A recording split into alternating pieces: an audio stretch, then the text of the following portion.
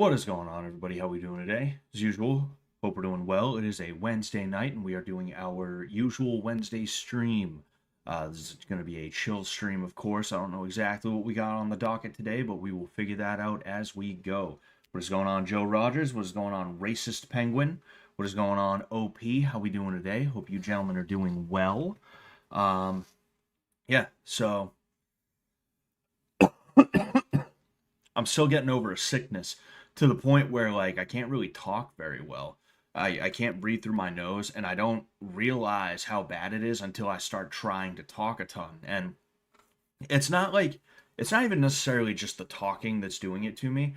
It's like if I try and move around and talk at the same time, I get well, I get winded enough anyway.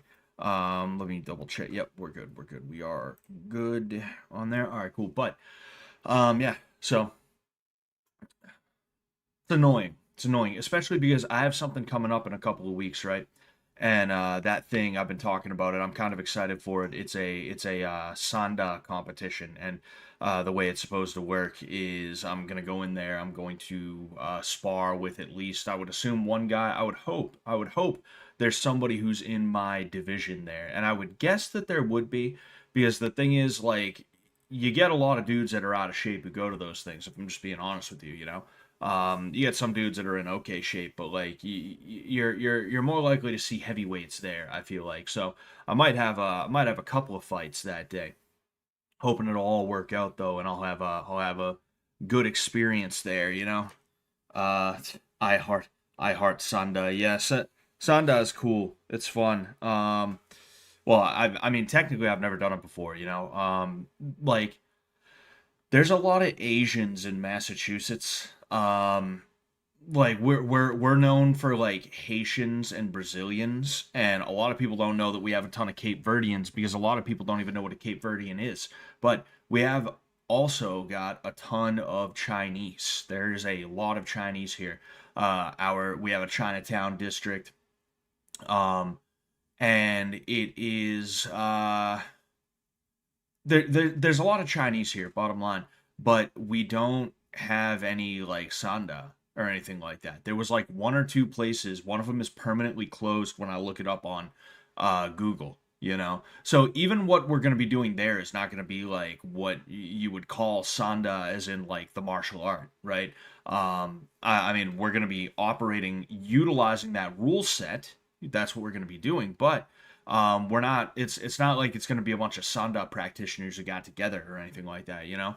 But I like Sanda. I've said it so many times over the last like 30 to 60 seconds, the last minute or two, that I'm starting to be nauseated by the word, you know. But I like Sanda because it's one of the few martial arts that has actual like takedowns and stuff like that. I know, not martial arts, excuse me. Well, yeah, striking martial arts, specifically a kickboxing martial art. It's one of the few kickboxing martial arts that utilizes actual takedowns like that, and I find that to be interesting and fun.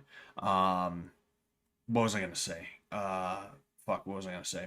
Sorry, I'm like oh yeah, like I know Muay Thai, right? You have sweeps and dumps and stuff like that. You can take dumps in Muay Thai, but that's not quite the same. You can't duck under a punch and go for a double leg takedown. You can't hit a leg whip or anything like that. You're not allowed to do that, you know? Sanda actually allows you to do that, and I find that to be very interesting. And um it's actually surprising that it has not spread throughout the world. And the reason why is because blah, blah, blah, MMA is only just starting to really take off like that in China. You have some Chinese fighters over the years. You have Kung Lee. He was a Sanda guy, but he was like the Sanda guy, the only one. Now you have Zhang Wei Li. She actually trained at a Sanda University, a combat sports university. They have those in China. That's where they get all their. I mean, when it comes to China, their sports are not subsidized. Their sports are subsidized, and not just that, but they have programs that are set up and ran by the Chinese government. And this is why it's so impressive that the United States does so well on the world stage in terms of athletics, because you'll have some guy who he grew up moving hay bales in the Midwest, and he wrestled like before or after school, or sometimes both, right? uh School wasn't just wrestling for this guy, and he'll go up against somebody who their entire life was wrestling. Like they don't really know anything else, and that's what you get from like the Soviet, the Eastern Bloc states. That's what you get from like Iran. That's what you get from a bunch of different areas of the world, is they have state-run sports where if you get accepted into like the fucking Xi Jinping University for badminton, your life for 8 to 12 hours a day is basically going to be fucking playing badminton, So for you to get beat by some kid who like they didn't they we don't have that in the West is like kind of crazy. But what you're going to start seeing as time goes on, because I always harp on the Middle Easterners, right, and their role in MMA, right? You also have Dana White trying to make inroads towards China. That's what the UFC Macau cards are, is his way of trying to be like, hey, China, we could have cards there. You could make some money there, we could do that. You're gonna start seeing more cards in China, even with like trade war bullshit going on. It's not gonna matter. They'll do Macau, or they'll do Hong Kong, someplace where like it's kind of like either straight up just an economic zone, where more is permitted, or it's like a Hong Kong situation where it's disputed. The Chinese grip there is disputed. You will see more of that, and you will see more Chinese fighters coming to the forefront. And because of that, I think you will start to see Sanda kind of take off in a certain sense, because even if a lot of these Chinese fighters are not like top tier, like you have a lot of jobbers right now. And then you have people like I said, Wei Li, right? Who she's a champion, but she's not that active. Um, you're gonna have them, and people are gonna start like thinking, hey, what do they have to offer? And people are gonna start like wanting to do Sanda because it's so good for MMA. Um, Traditional Muay Thai is really not that good for MMA, if I'm being honest with you. Um, Back in the day when like that was what was dominating the striking zeitgeist in the UFC, people were not doing like Muay Thai. That's actually something that this dude that I met, he was an Israeli dude. He grew up in this dude, he was Israeli, but he grew up in South Africa.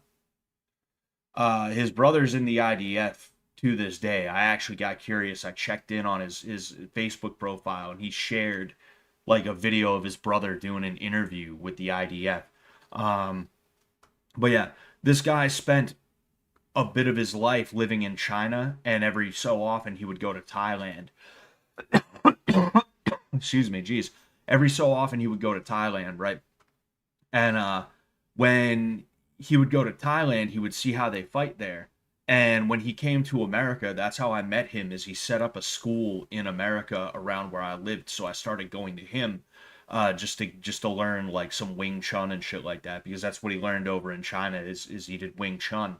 Um, I got curious. I wanted to try it. I was high on the Ip Man movies at the time. I was like, "Ooh, Ip Man!"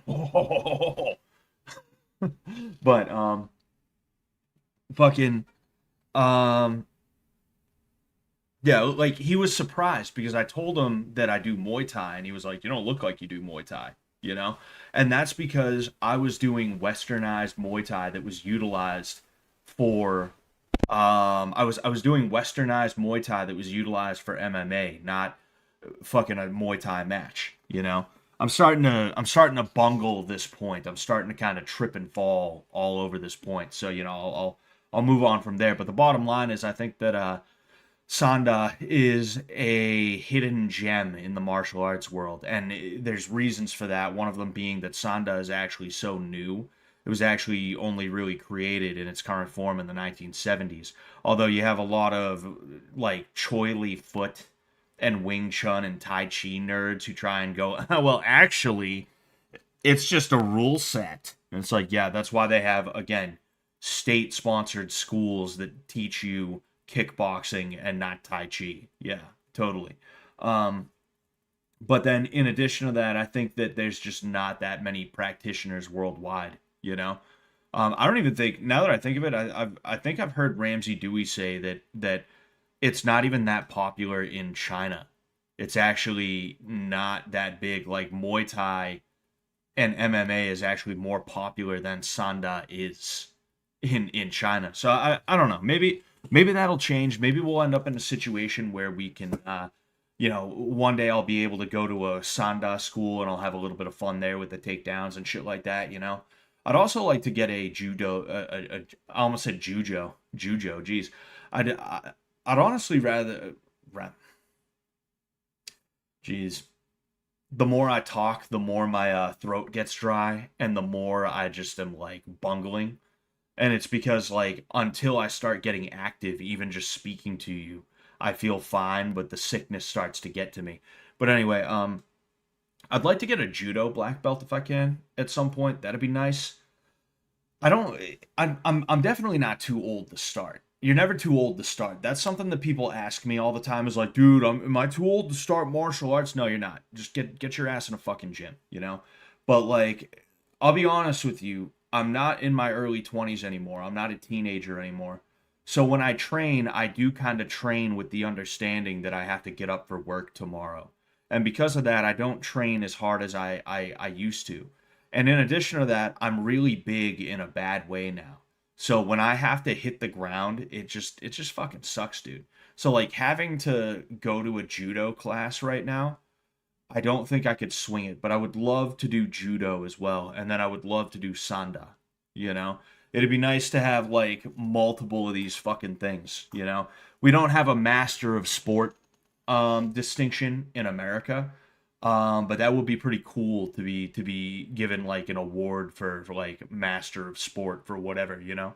Um, but anyway, um, Scott said it like judo exactly.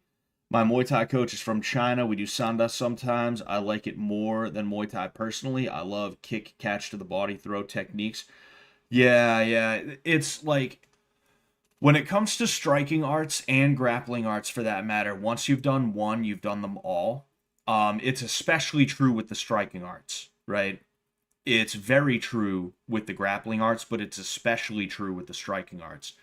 Um, Once you've done one, you've pretty much done them all. It's real easy to kind of get into the mindset and adopt the tactics and some of the techniques of other arts and stuff like that, you know?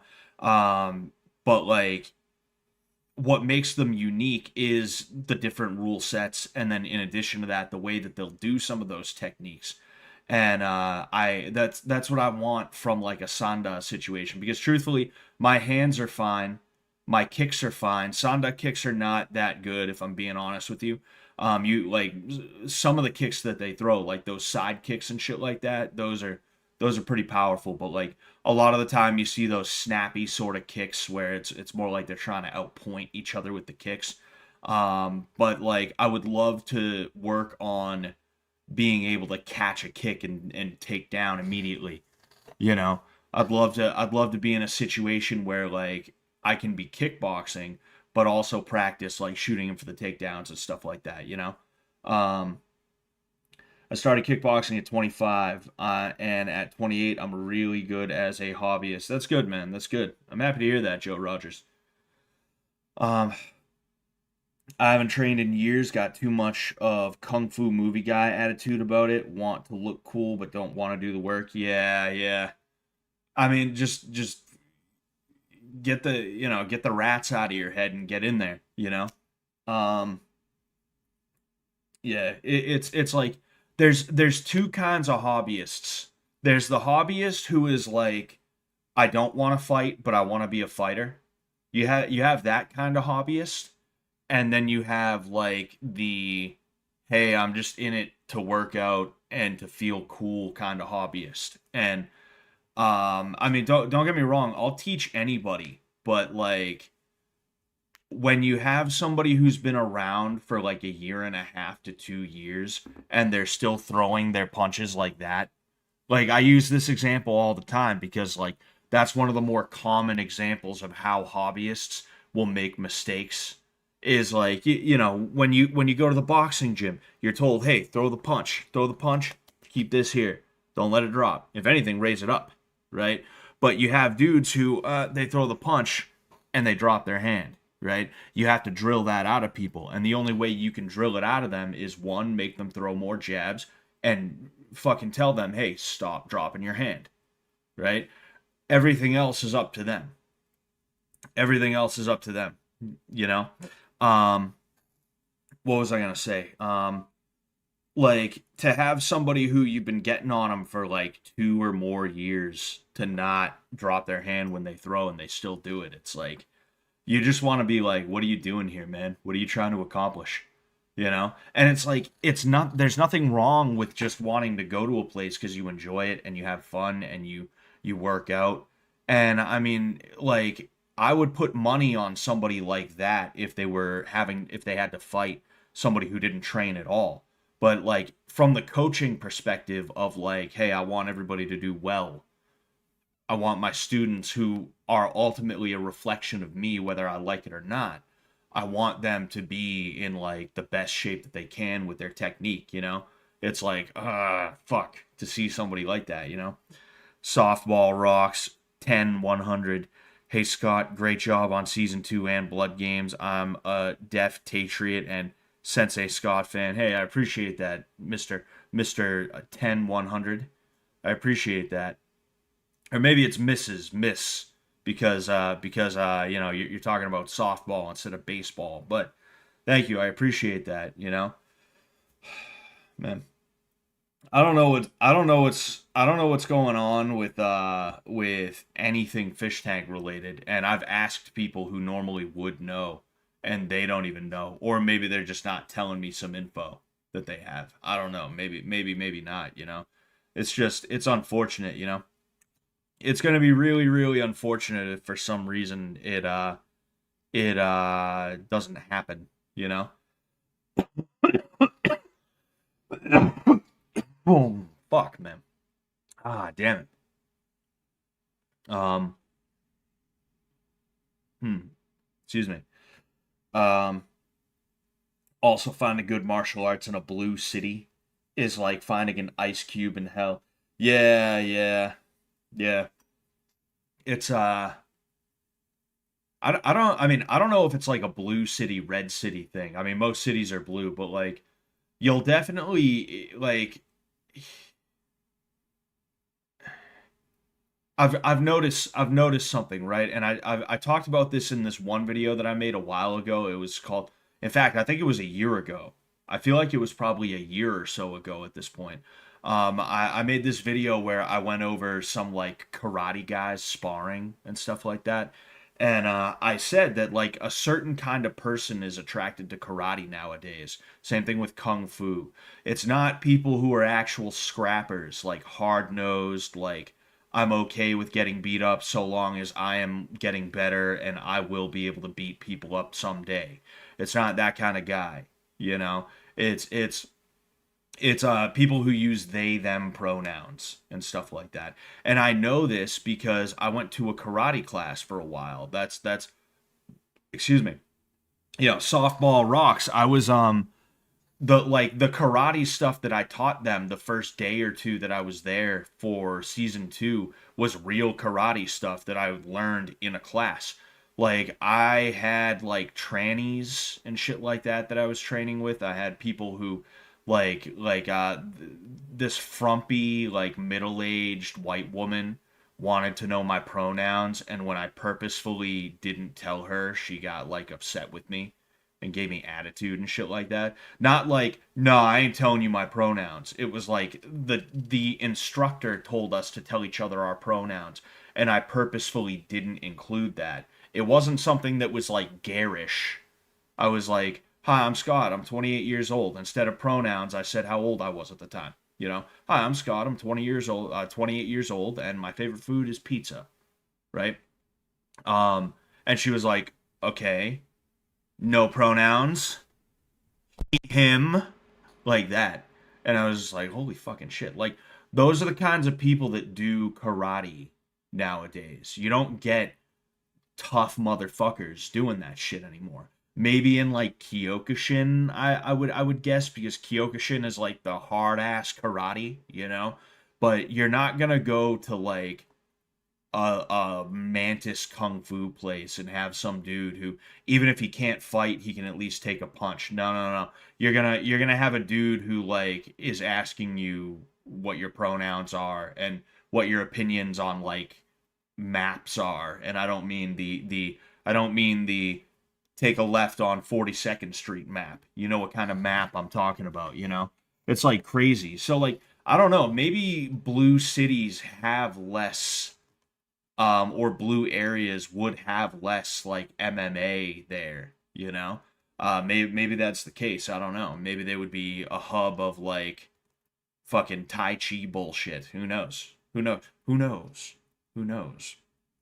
By the way, I try to say hello to I try to say hello to Cherry Blossom because she's the only one who watches me on Twitch usually. So hello, Cherry Blossom. But my big sister just started kickboxing, um, and she's learning faster than me. It's scary, honestly. Yeah, some people are just some people are just like they just take to it very well. That was me, as I took to it very well. I was pretty good at like seeing a technique done once or twice and then being able to just do it. And that kind of bit me in the ass a little bit because I started to get an ego because of that. And that's part of the reason why I didn't put in as much work as I should have. There's that saying, hard work beats talent when talent refuses to work hard. And I was definitely that was one of my issues back in the day. It would suck if Fish Tank is done for real, but season two is immortal. Yeah, the real Snoop Dogg. Yeah, yeah, fucking. I think season four could have been the best season, and it was gonna be the best season. It was everything that was needed after season three kind of fell through. Um, but I think the quintessential example of what Fish Tank would be season two. I remember at the time a lot of people were really upset and pissed off at certain things that went down.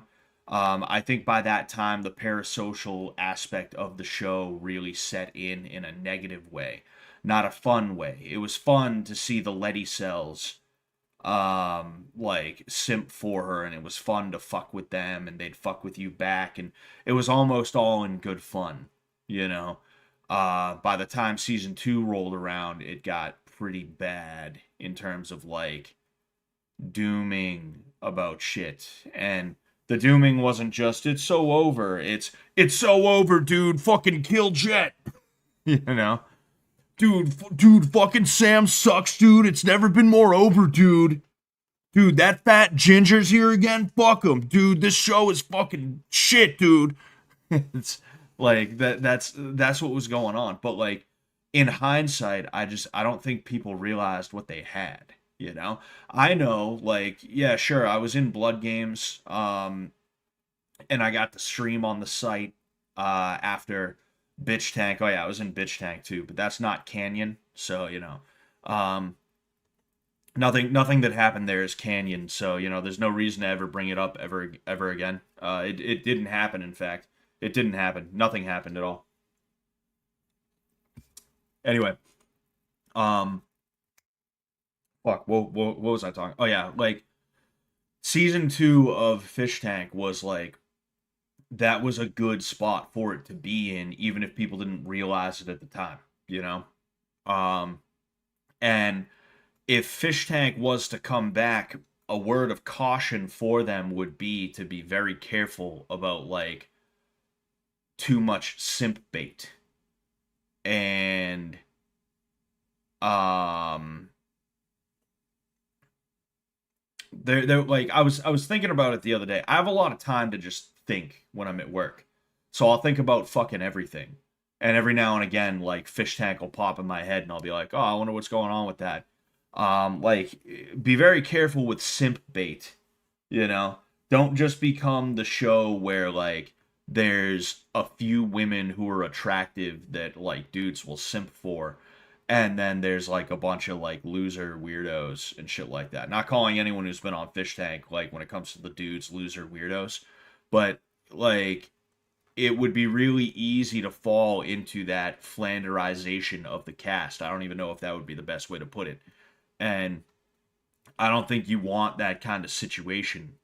I think it's probably not a good thing for them, because that pigeonholes them and it makes it so that the only way they can like experiment is within the confines of women and feet. It's like I said, I got curious. I decided to see what was on the 4chan threads the other day. I think it was like a week or two ago. I spent like 5 minutes on there, and it was just feet, just foot fetish content, and I was like, dude, I gotta get out of here. I don't know why I came here. I I I never posted anything. I have never posted anything to the 4chan. The last time I checked was like a little bit during Blood Games, and then before that was during season 2, right? Just to see what was being said. That's it. I got curious out of nowhere, like I said, a week ago, and I was like, whatever, I'll check in like I did during the whatever it was called, the seasons, and I was just like, ooh, wow, okay, all right, I think I'm a head on out. I'm a head on out. Wape tank was cool. What did you mean to put a V there? Vape tank, blunts and Capri Suns. Um, man, bitch tank wasn't Canyon because John wasn't there to be the Lido. Yeah, yeah. Actually, oh wait, season 4 started so strong. First season I caught live. The dooming is fucked up. Same with all of the moral effing. Yeah, yeah, yeah, for sure. Like you gotta enjoy things for what they are. You gotta enjoy like this is I feel this way about a lot of different things, but especially something like Fish Tank. This is why I liked the Great War. I didn't know people didn't like the Great War. I actually was a fan of the Great War because it was just like, wow, this is stupid. It's meant to be stupid. I don't expect it to be anything other than dumb. So I'm not disappointed. Let's see what other stupid shit happens. Let's see what shit happens next. What is someone gonna do or say that is just gonna be the dumbest thing you've ever heard? And like let's just see, right? It's better when it comes to Fish Tank and anything of that nature to just be along for the ride. Just be like, oh, that's what's happening now. Oh shit, okay, okay. I guess that's what's happening now. Let's see how we deal with this. Um, excuse me. You know, it's almost like um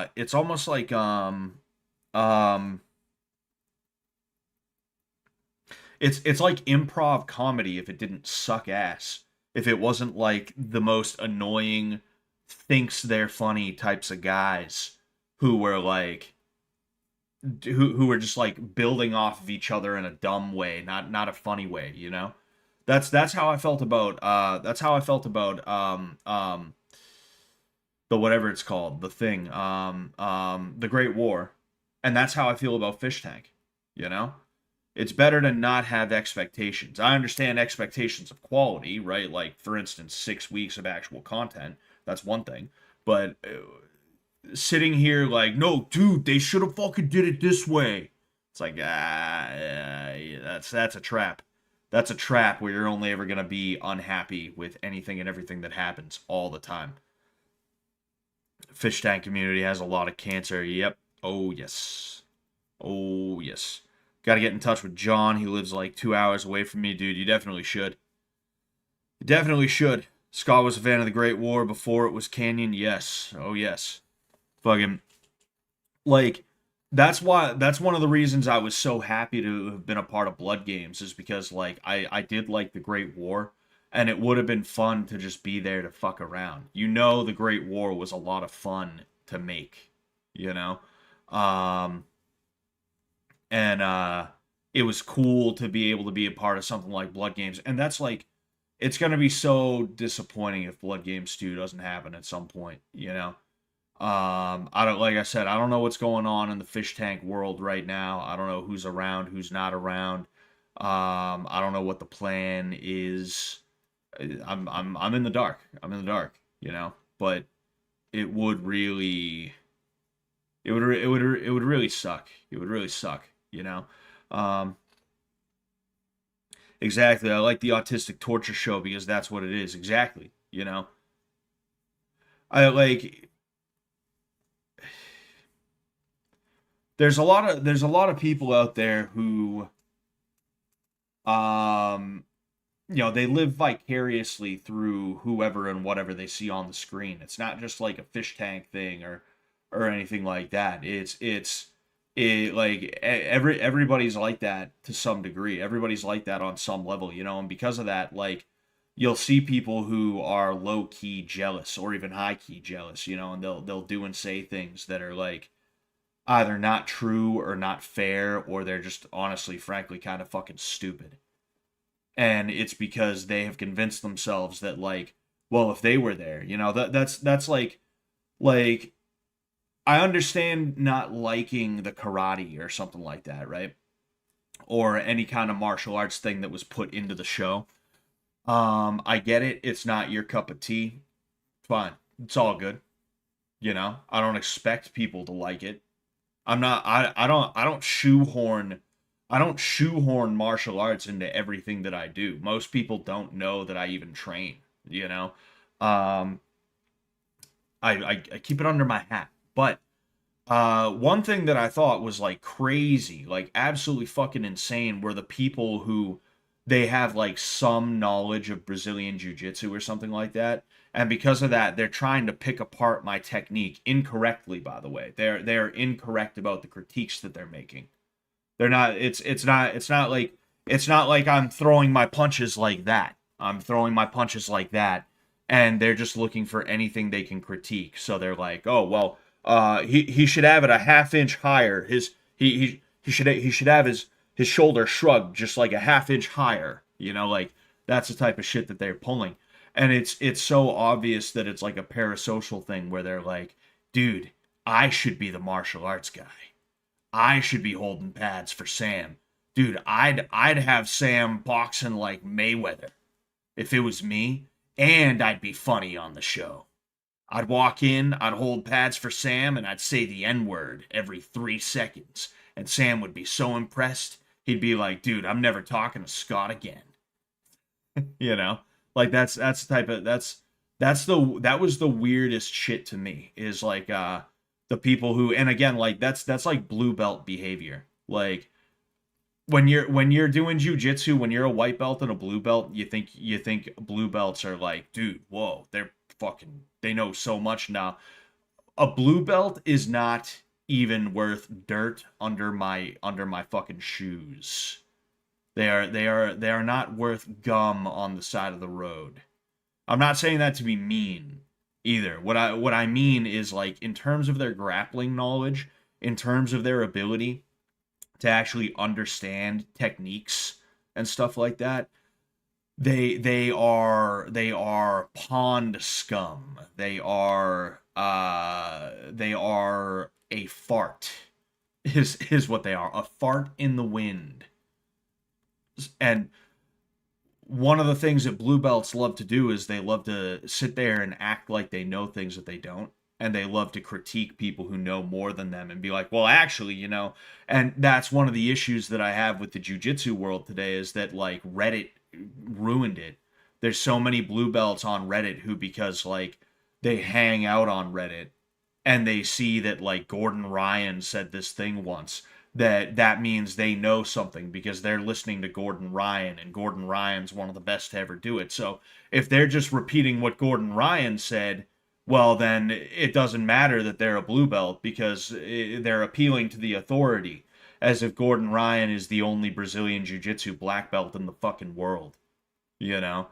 As if he's the most combat effective jiu-jitsu black belt in the world. Yeah, fucking right, you know?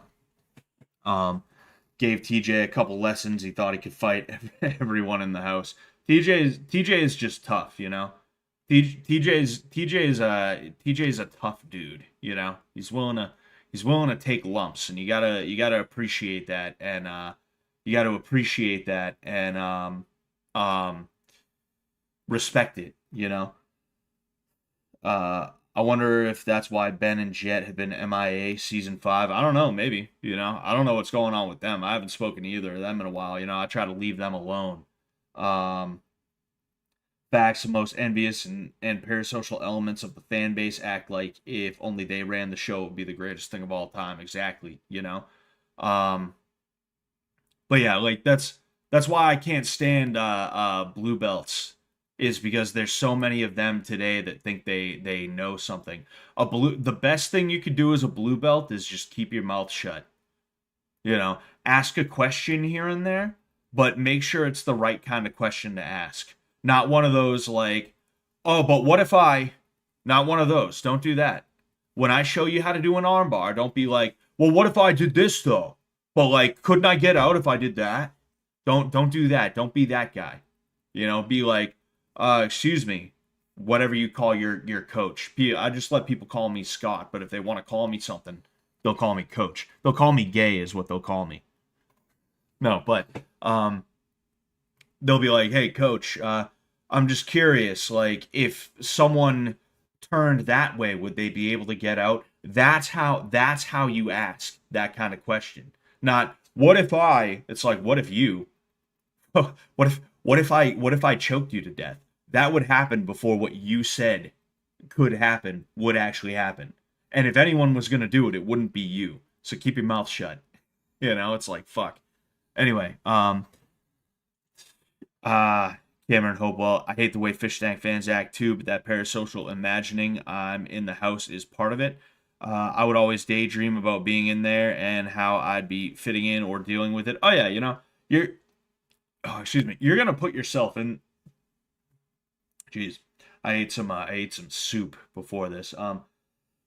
It's coming back up. Yeah, you're always gonna envision yourself as like, you know, what would happen or how would I handle something or something like that. You know, I do that with fucking Sopranos. I'm watching The Sopranos right now, like at right now as I speak. No, but like I'm watching The Sopranos and I'm just like, yeah, I'd do it this way, dude. Why do they have to be that way? Why can't they just be like chiller about it, dude? If it was me, I would have handled it this way. You know, like it happens. It's just the way it is. You know, that's how you're gonna do it. Hello, Scottzar. Long time no see. Yes, hello, Ben. How you doing? Blue belt energy. Exactly. And that's what that shit from those people is. It's like blue belt energy to be like, actually, he doesn't fucking know what he's doing. He doesn't know what he's talking about. It's like, no. Fucking it's funny too because sometimes it's happened a couple of times now. I've posted like a jujitsu hot take on Twitter and somebody posts it to Reddit. Somebody like screen caps it and then posts it to Reddit, like r/jujitsu or whatever subreddit they use. And if you look through the comments of the post, you'll see people who have like a white belt or a blue belt or a purple belt flare on their account. They'll be like, this guy doesn't know what the fuck he's talking about. Meanwhile, all the brown and black belts are like, yeah, no, this guy's correct. It's funny. It's funny as shit. You can. I want to see if I can track it down. Right. I want to see if I can track him down. Um, I think if I think literally if I just do my name, um, I think it's actually the jujitsu subreddit. Get the fuck out of here.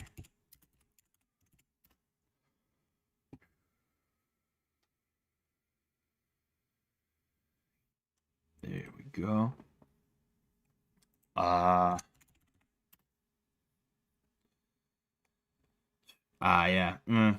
Oh wait, maybe if I do my whole name.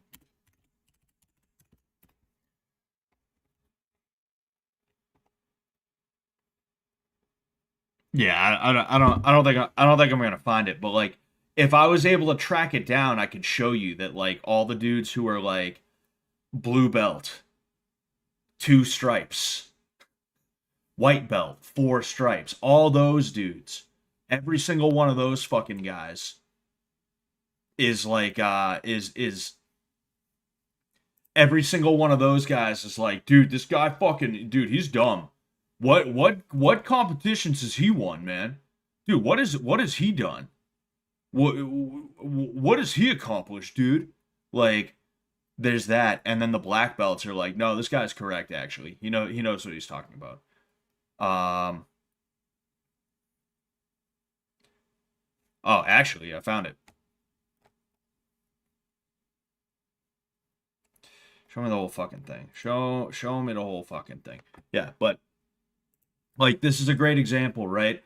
This is a video of Roger Gracie, who apparently is one of the best to ever do it, or something like that. Um. Oh wait, hold on. I want to see if I can pull something else up too. I want to see if I can. Um.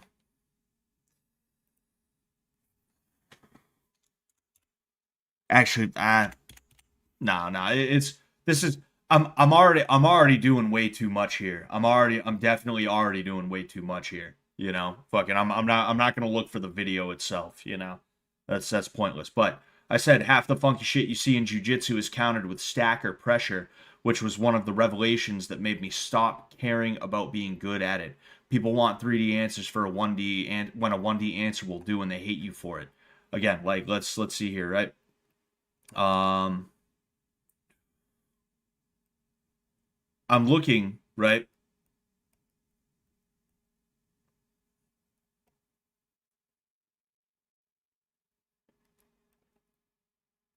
Not just pressure, but also understanding when to pressure into the funky shit and when to extract yourself from it and re-enter. This guy basically agrees with me, right? Fuck him. This guy, purple belt. If we were all built like Gordon, we could all effectively use Gordon's slow, heavy pressure-based style. Most of us are not built that way, so our style has to be modified to our abilities. A 165-pound dude is probably not going to be able to effectively stack a 220-pound dude. What would you know, purple belt? Shut the fuck up and go to class. Fucking again, large men on TRT don't win anything that matters, are reliably the worst source of technical insight. You see, interesting, this is actually a black belt that disagrees with me, right?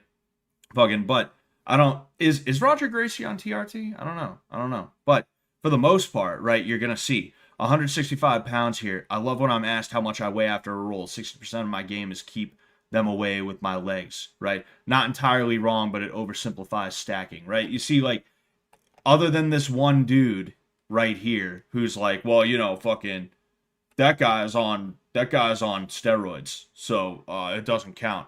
Like, other than that one dude, every black belt has at least been like, well, you're not wrong necessarily. Meanwhile, if you go through all the other ones, it's like again, like blue belt right here. As I see it, nobody cares how you see it. You're a blue belt. You can spend your time and energy on getting jacked or on getting really good, or both if you make it a career. I know I'm not getting huge anytime soon since I haven't moved weight classes in 7 years since I started at 17. I gotta focus on technique. Yeah, fucking sure. The funky shit is a counter to the pressure, vice versa. But guess what? They work better when paired together in a cohesive system. Okay, okay, fair enough. Damn, seeing you again reminds me of simpler times before the summer, before I lost my job, my residence, and almost went to jail because of some spinster at work. Crazy times, man. Damn, that's crazy. That's fucking crazy, dude. Hope you're doing all right. What happened? What'd the spinster do? I love how we just keep rediscovering what Bruce Lee figured out like 50 years ago. If it works, it works. Yeah, yeah. Like one thing that I do like from jujitsu, one thing. Excuse me. Ah, jeez. Again, like another example of a black belt who agrees with me, right? Anyway, Um, Fuck, what was I gonna say? Oh yeah, like one thing I do like about jujitsu, and this partially came along because of the nerdification of the sport. This is actually one of the good things about it. It's not a huge good thing, but it's a good thing nonetheless. They have a concept of high high percentage and low percentage. And what I mean by that is there's moves that are high percentage. They have a high percentage chance of working. They are likely to work. Then you also have some moves that are low percentage, as in they have a lower percentage of working, right? Now, don't get me wrong. There are some moves that just straight up will not work, right? Like to the point where I'm sure maybe there's by some miracle and fluke and anything else, I'm sure that like maybe it has worked on somebody once somewhere, but it is so infrequent that you can just say it straight up does not work at all, right? But there are a lot of moves that can work depending on the situation and how you utilize it and all these other things. It can actually be good, right? But not all the time. I like that differentiation because it helps you when you apply it to just about everything. It helps even with striking. There are high percentage ways and low percentage ways of doing things. So that way, instead of having to deal with somebody who's like, no, that's wrong, and it's not, you can point to like five different professional fighters who are better than anybody in the room that you're in right now, including the guy who's like, nah, that's the wrong way to do it. Fucking, like, you can point to like five dudes who do it that way, you know? If you're willing to look at it as a high or low percentage thing, then you can kind of play around a little bit and you can understand how certain things work, because that low percentage thing, it's not just low percentage because it's like random number generator type shit. It's low percentage because excuse me, there are certain situations where it works, and then there's a lot of other situations where it doesn't. And because of that, you can try to funnel the fight. You can try and corral the fight into situations where that will actually work. That's how Rocky Marciano used to fight. Excuse me. When a lot of people think of Marciano, they think of a dude who had like, some people said he had no style, right? Um and they said he was just a heavy puncher with a chin and all this other stuff. And I mean, I don't think that's 100% false. The no style thing though is 100% false. The heavy puncher with the chin thing is not unfair to say. But what is unfair to say is the style thing. Marciano's style was specifically tailored to him because of his size and his shape, and also the size and shape of the people that he was fighting most of the time. The way that he fights is actually really, really good for people who are a lot bigger and stronger than you. And if you pay attention to how Marciano fights and how I would spar with Sam when we would spar on camera, you would notice that I actually use a lot of what Marciano used because it was really, really good for having to deal with somebody like Sam, because he's big, he's wide, and he's strong, you know? Um, Summer spinster survivors, may we learn from our haste, says Resonant Properties. Christ redeems, indeed, indeed. Um, uh, oh, don't be fucking them spinsters. Oh boy. Um, hey couch, what if I had what if I had 10 arms? Then what, huh? Fucking, oh man. I saw or fucked with the vision of Fish Tank, but it is ultimately a cliche format. I don't think it's a cliche format. It's only been like a year and a half, 2 years, you know? Um, what was it, April of 20? Yeah, so it's been like 2.5 years at this point, you know? I mean, granted, like four or five seasons in 2.5 to 3 years. I would assume they're gonna have season five, before the 3 year mark. Um, to have that um in 3 years, that is quite a bit of Fish Tank. But Fish Tank is not that's the beauty of the internet. That's the beauty of how you can do things on the internet. Is like you can't have a season of a TV show every 6 months. It's not going to work like that, you know. But it's a lot easier to do that with something like Fish Tank on the internet, you know. One thing I wish they would do again is the Hungry Games. Honestly, like I would shamelessly hit up Letty and be like, "Yo, can you get me on there?" I would shamelessly hit her up for that. I almost applied to be on the first one. And I mean, I'm not saying that's a definite that I would have been on. I would have been able to get on or anything like that. But fucking I kind of regret not applying because it does seem like they kind of just took whoever on some level, you know?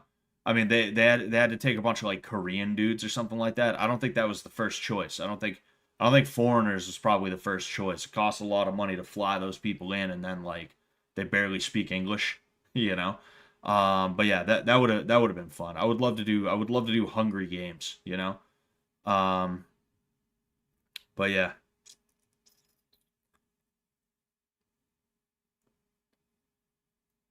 sorry, I felt like I was talking about something, and then I lost my train of thought or something like that. But yeah. Excuse me, jeez. The lesson: don't bang spinsters, don't bang coworkers, don't live with coworkers.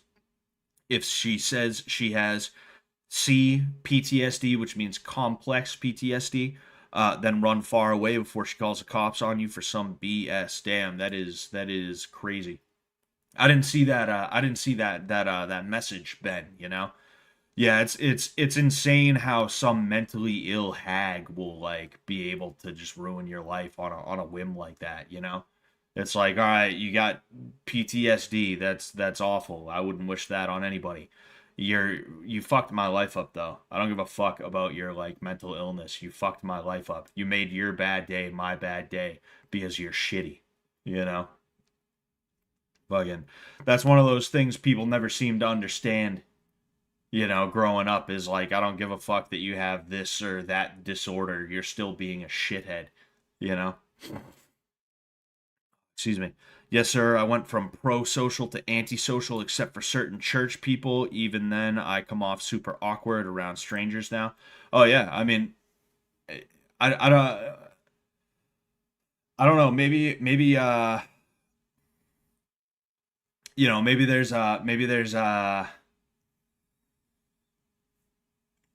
there's a certain level of PTSD that you have at this point. You know, maybe you lost a certain amount of trust and a certain feeling of stability around people because of that, and it's completely understandable. That's why I'm the way that I am a lot of the time. I'm not really a talker and stuff like that. I don't like, it's easy for me to talk to you guys. It's easy for me to be fun and silly and shit like that on here, but like I'm very reserved around other people, and that's because early on in my life I learned that like when I express happiness or when I like make a joke or something like that, I'm only ever gonna be like hated for it, you know? Um, and like when I meet a group of people who are like cool, I can open up to them and I can be myself around them and shit like that. And I can talk and I can make jokes. Like it's all good. I have the ability to do that, but it's really hard for me to just walk into a room full of people that I don't know and try to vibe with them if I don't immediately feel like I can be comfortable to do that, you know? Um,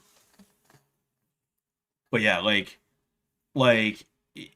situations like that, even in adulthood, like you can have a change like that where you're just like, oh, I don't know if I feel like dealing with people after what I went through. It is what it is, you know. Um, I must have absorbed the spinster's awkward traumas through coitus. That's what it is, like HIV. But instead of seeking modern spirituality bullshit, I found Jesus again. That's good to hear. That's good to hear. In hindsight, I look like a malaka, but her innocent Bambi eyes and virtue signaling made me fall hard. Oh boy, yep. Oh yeah. It's real easy to it's real easy to um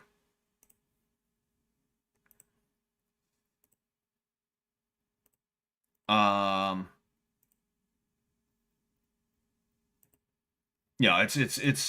real easy to forget when you're a guy, you know. It's real easy to forget. It wasn't some BS says I'm calling the police. Well, what was it then? What was it? I'm calling the police.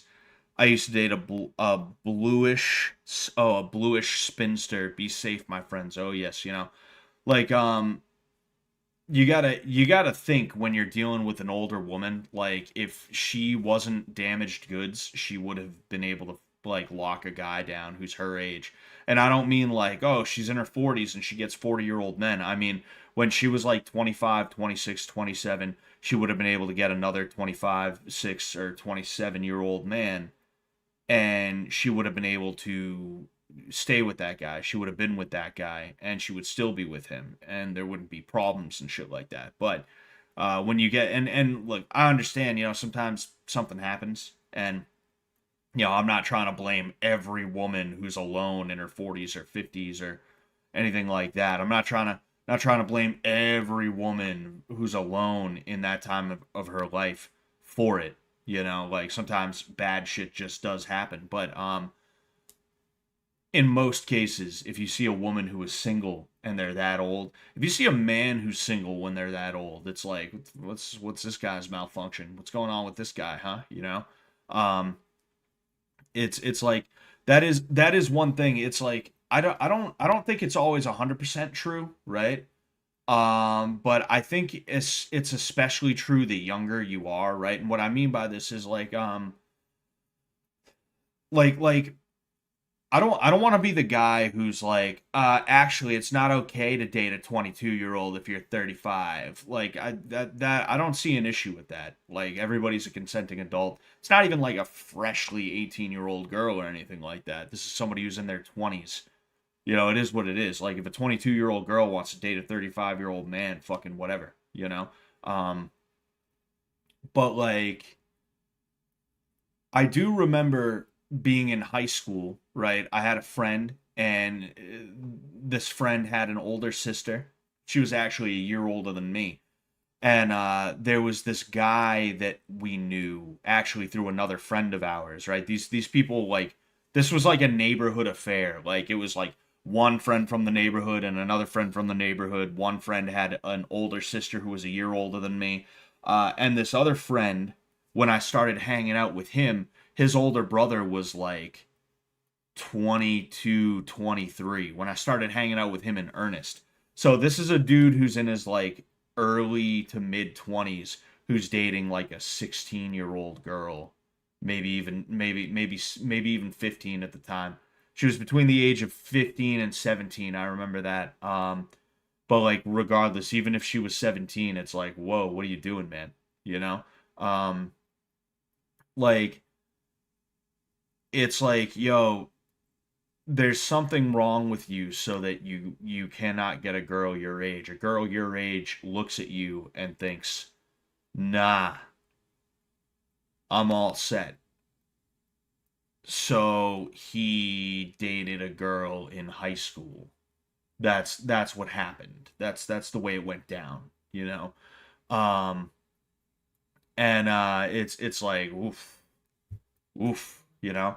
If I see a woman who's like in her 40s, you know, if I see a woman in her 30s and she's like, "Oh no, I just like younger guys," tee hee, it's like, well, why can't you get guys your age?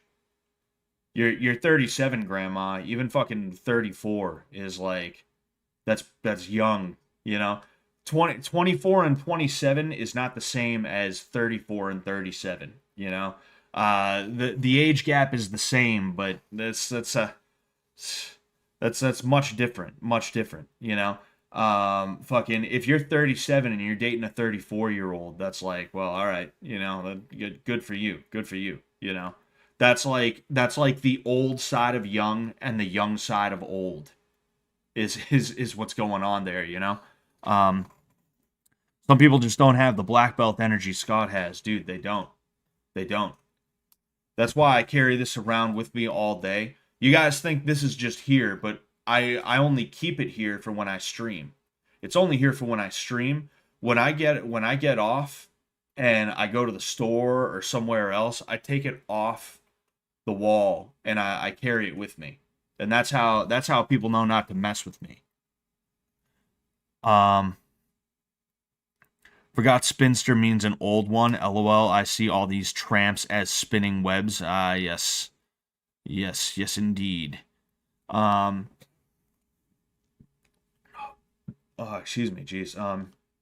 Yeah, I never had like a relationship with like a woman who was that much older than me. Although the oldest age gap between me and a woman was I was 23 when she was 29, so that's what, like 6 years, probably a little under 5 or something like that. But um I actually remember her birthday because she had her 30th birthday when we were dating, and we didn't have like a huge party or anything like that, but it's one of those things where for some reason it just stuck with me.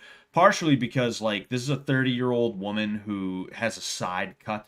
Basically, honestly, I dated Ramona Flowers. I dated Ramona Flowers, and it was such a bad experience that it crashed and burned, and I decided that I was gonna swear off women for a little while. I spent 2 years without so much as flirting with another woman, and that's when like I went on the adventure that would lead to me meeting my wife. Um, but yeah, that's the oldest age gap that there was. But she the reason I remember her birthday is because it was August 14th. August 14th. The reason I remember her birthday was because like I remember her 30th birthday, and it was like everything was dick. Just everything was penis. That's it. Like one of the biggest lies that we were sold is that, and people are becoming more aware of this as time goes on, but one of the biggest lies we've been sold is that men are the sexual um like degenerates and stuff like that. Like we're not. Most men that their biggest their biggest fantasy is like two girls at the same time. It's literally the dude from Office Space. Well, I would have sex with two chicks at the same time. Like literally that guy. Um, yeah, you have some weird Discord gooner types who are like, I like feet. I like feet. Like, you got those dudes, sure, whatever. But like they're just there's not that many of those out there. Only women are like, hey, hit me with a fucking like hit me with the lamp. Go get the lamp off the nightstand and fucking smash it into my face while we're fucking. Like that's the type of shit you see women want.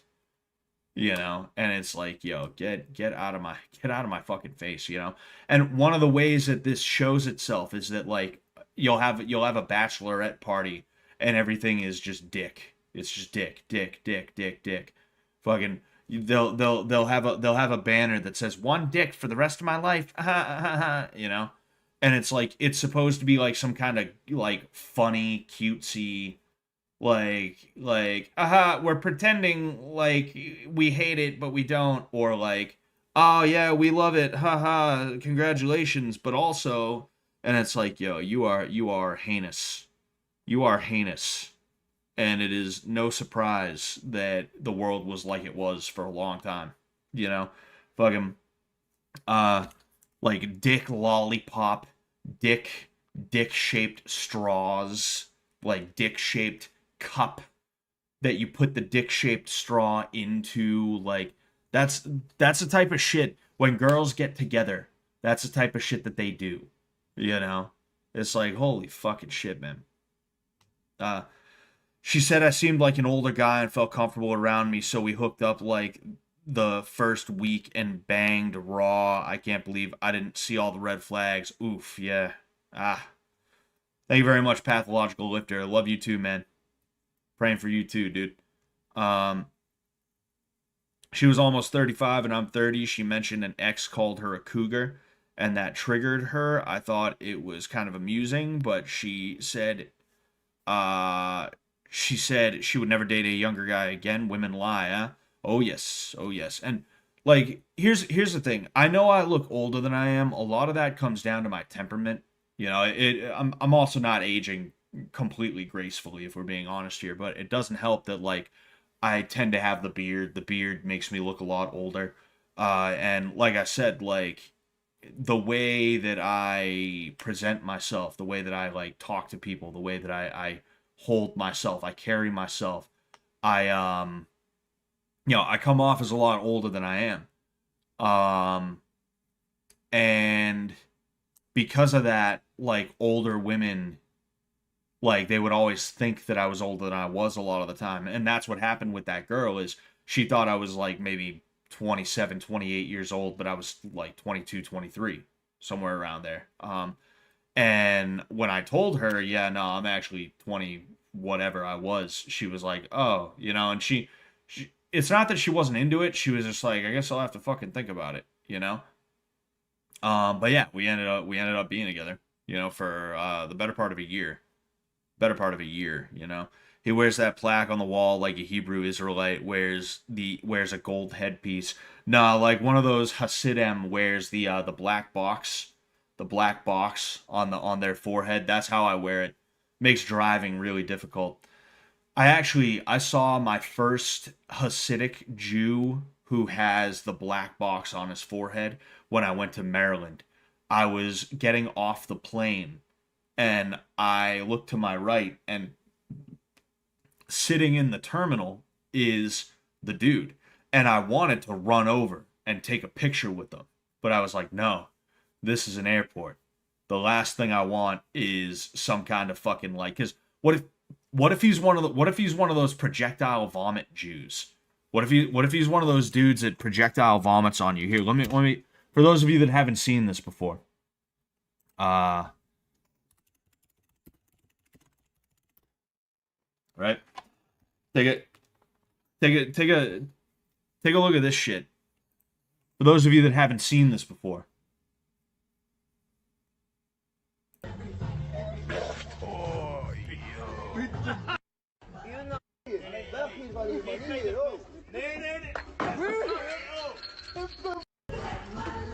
Just look like how is he able to do that? That's not spit. That's not spit. That's like here. Let's fucking like hold up. Like that's not spit. That is vomit. Like again. What the like I was like, yo, what if I get one of those guys? What if I get one of these dudes? And fucking he's like, no pictures. No, Goy, you can't take a picture. It's like, what if that's what I get hit with? I don't want that in the middle of an airport, Then what? I'm gonna try and fight the guy, but the TSA is gonna take his side, smash his box, you know? It's like, holy fuck, man. Uh Next Glover stream. Resident, I was thinking about doing that tonight. But we're already an hour in. I'm most likely not going to be streaming this Friday. I was trying to put something together for Saturday, but I don't know if I'm actually going to be able to. I want to, you see, I have a debate stream that's going to be most likely next Tuesday. I'm going to be debating somebody over a topic that is I don't want to give too much away, but I'm going to be debating someone. I figured, fuck it, we'll have a good time with it. It's going to be a topic that I feel very strongly about, but it's going to be with a person that I can have fun with it. It's not like so it wasn't born from some kind of disagreement over Twitter and I'm like, "Yeah, why don't you come on my stream and fucking debate me, bro? Why don't you debate me, bro?" Dude, debate me. It wasn't that. Like I went to this person and was like, "Hey, I think it'd be fun and I think it would be good content for the both of us, So that's something that's going to happen most likely next Tuesday. I was hoping to organize a Jeopardy stream for this Saturday, and I still could.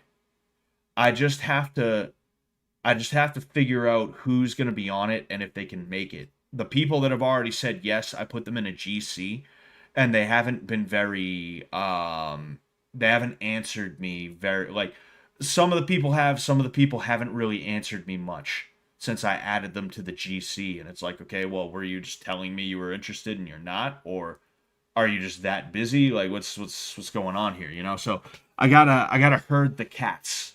I gotta wrangle the cats, and if I can do that, then maybe we'll do one on Saturday. If not, then maybe I'll make Saturday a Glover stream, because I do want to play more Glover. You know,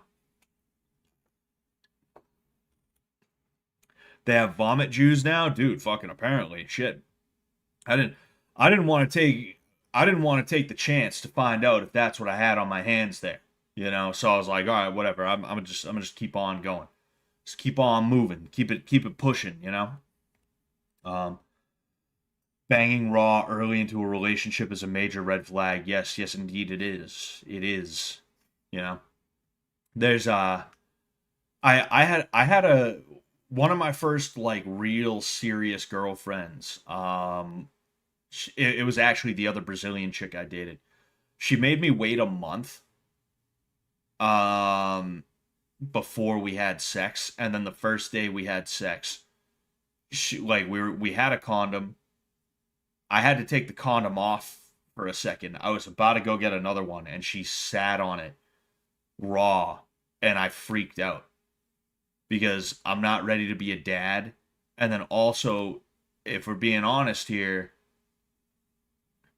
I didn't trust her. You know, like, I don't know if she's got something that she's not aware of, you know? It's like, oh shit.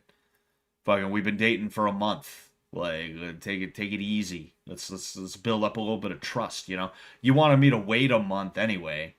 Now all of a sudden it's, yeah, well, we're just gonna go raw. It's like, nah, no, hun.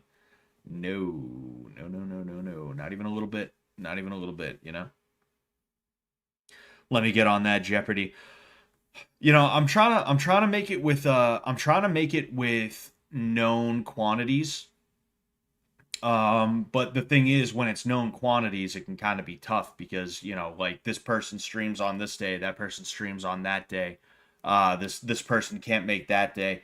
But if that doesn't work out, maybe I'll take people, whether it's like people from here or if it's randos or something like that, because the incentive to play and actually try on some level is that the winner gets $50, or if, let's say, I made like $200 in like super chats or whatever, which, you know, I wouldn't make that, but let's just say for the sake of making the point, then they would get $100. The winner, traditionally with my Jeopardy streams and with any kind of like game show stream that I put on, they get half of the super chats, or if we don't hit a certain threshold, I just give them $50. You know, um, I'm sure I'm sure there's people who would enjoy doing Jeopardy, and also potentially winning $50. You know, we'll see though. We'll see.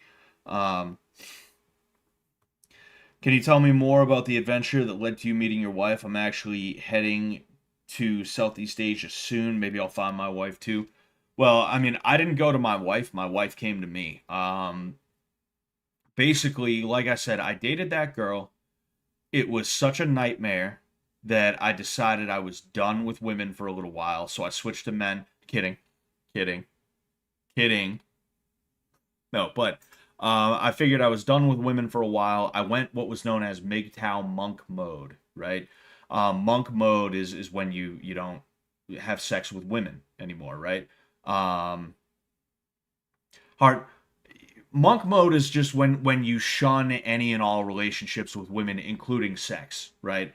Some people will argue about whether or not you can jack off when you're in monk mode. To me, that's not important. The important piece of monk mode when it comes to living the MGTOW lifestyle was that I was not seeking out any form of like relationship with women. You know, I was only dealing with them insofar as like I had to, because it's my boss at work, or just a coworker, or like, you know, I go to the store, there's only female cashiers, what am I gonna do? Like, just steal? Just walk out? I should have, but I didn't because I'm a good Catholic boy. Because I'm a good Catholic boy from a good Catholic home. Anyway, but yeah, like it was like a year and a half, 2 years. It was a really good and really productive and really peaceful 2.5, 2 years, excuse me, 1.5 to 2 years, right? Really just like chill. It was nice, you know. So I actually didn't plan on breaking monk mode in a serious way ever. If I'm being honest with you, I was comfortable with the idea of maybe being single and not like having any form of relationship for pretty much the entirety of the rest of my life, you know. Um, I end up going to New York with a friend of mine. A couple of friends of mine, actually. I go to New York with a couple of friends of mine, and when that happens, I decide, you know what? I would like to maybe get some pussy. If I'm just being honest, you know. So I download Tinder and I swipe. I don't get I got matches, but I couldn't get anybody who was actually serious about like trying to meet up and shit like that. So I pretty much struck out the whole trip. It was like a 3 day trip, I think it was. I go back home, and the plan originally was to delete the app when I got home. But since I didn't get anything, I was like, well, you know, I'll just see what I can get. So I'm just swiping right, you know, as men are known to do. And I matched with a couple of women. There's this one chick, she was from North Carolina, and you know, I had a brief fling with her. Uh, and in the meantime, I also matched with the girl who would become my wife. She was in Brazil at the time. She wanted to know at least somebody before she came to America. She wanted to be able to like meet somebody here and be like, "Hey, what restaurants should I go to?" and all this stuff. So you know, she and we met the day she got off the plane. She didn't even get to see where she was living. It just so happened that I was getting out of the gym and she was on her way home, and I was close by. So I was like, you know what, fuck it, we'll go. Like, I'll go ahead and I'll meet her. And you know, a little under a year later, there we are. Excuse me, jeez. Um, I got a UTI from my ex, and she blamed me the whole way through. Women have no accountability. Oh yeah, you know, it was your fault. You gave it to her, and she gave it back to you. That's what it was. You know, it's totally on you. Totally on you. You know, fucking crackpot women out there. Um, what will the topic be for Jeopardy? I would be interested if there is a vacancy to fill. I mean, I don't really have like topics right now. Like honestly, topics are the easy part. Finding questions and answers is the easy part. That's nothing too insane. Um, what I need are again the people who are willing to take part and have them actually like be ready and show up on the day and the time. So like I don't have anything planned at all other than like I have a couple of people in mind that I'm gonna try and wrangle. Um, Monk mode is badass. I would fast and stare at trees 14 hours a day and meditate. Honestly, like that's the beauty of monk mode is that if that's what you want to do, you can do that, you know? Like you're just living for yourself. So because of that, you can work a job that allows you to provide for yourself and just yourself, and that's it, you know?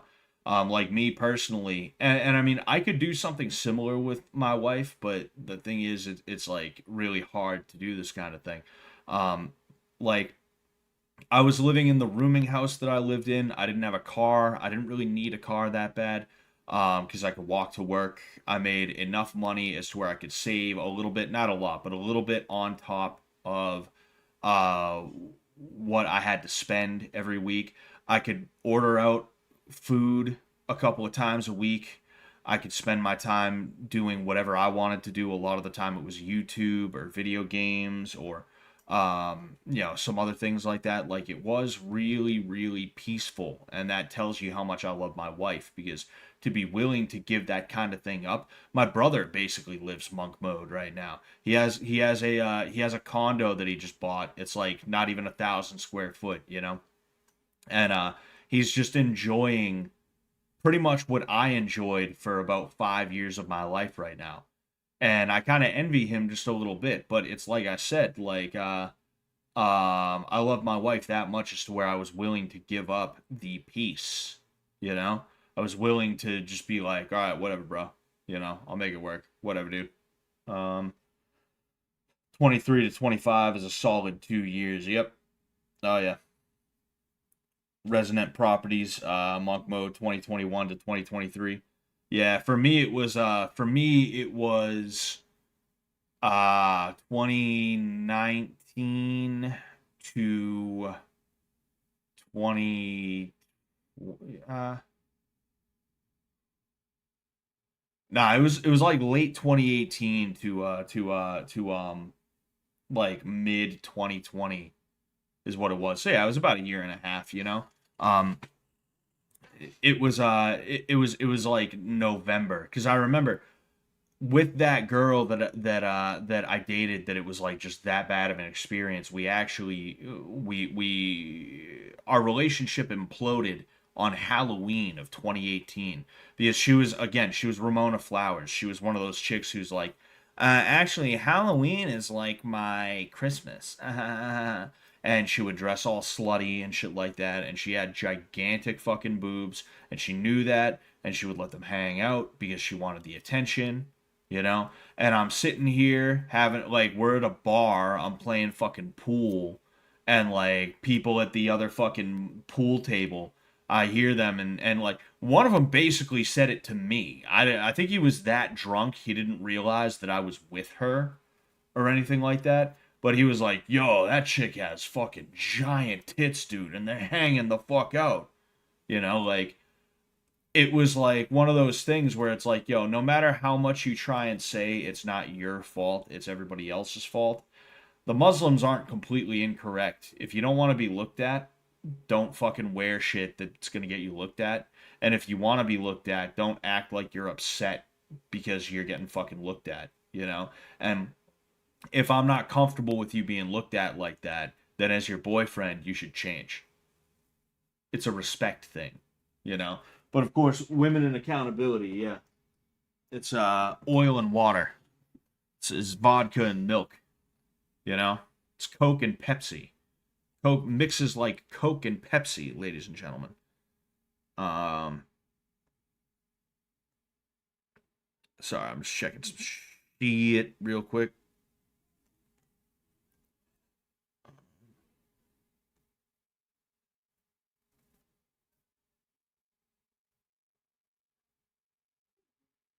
Sorry, I'm checking Twitter. It's a DM as well.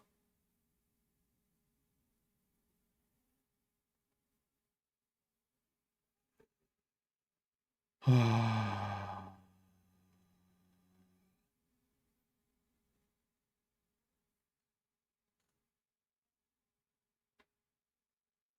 right.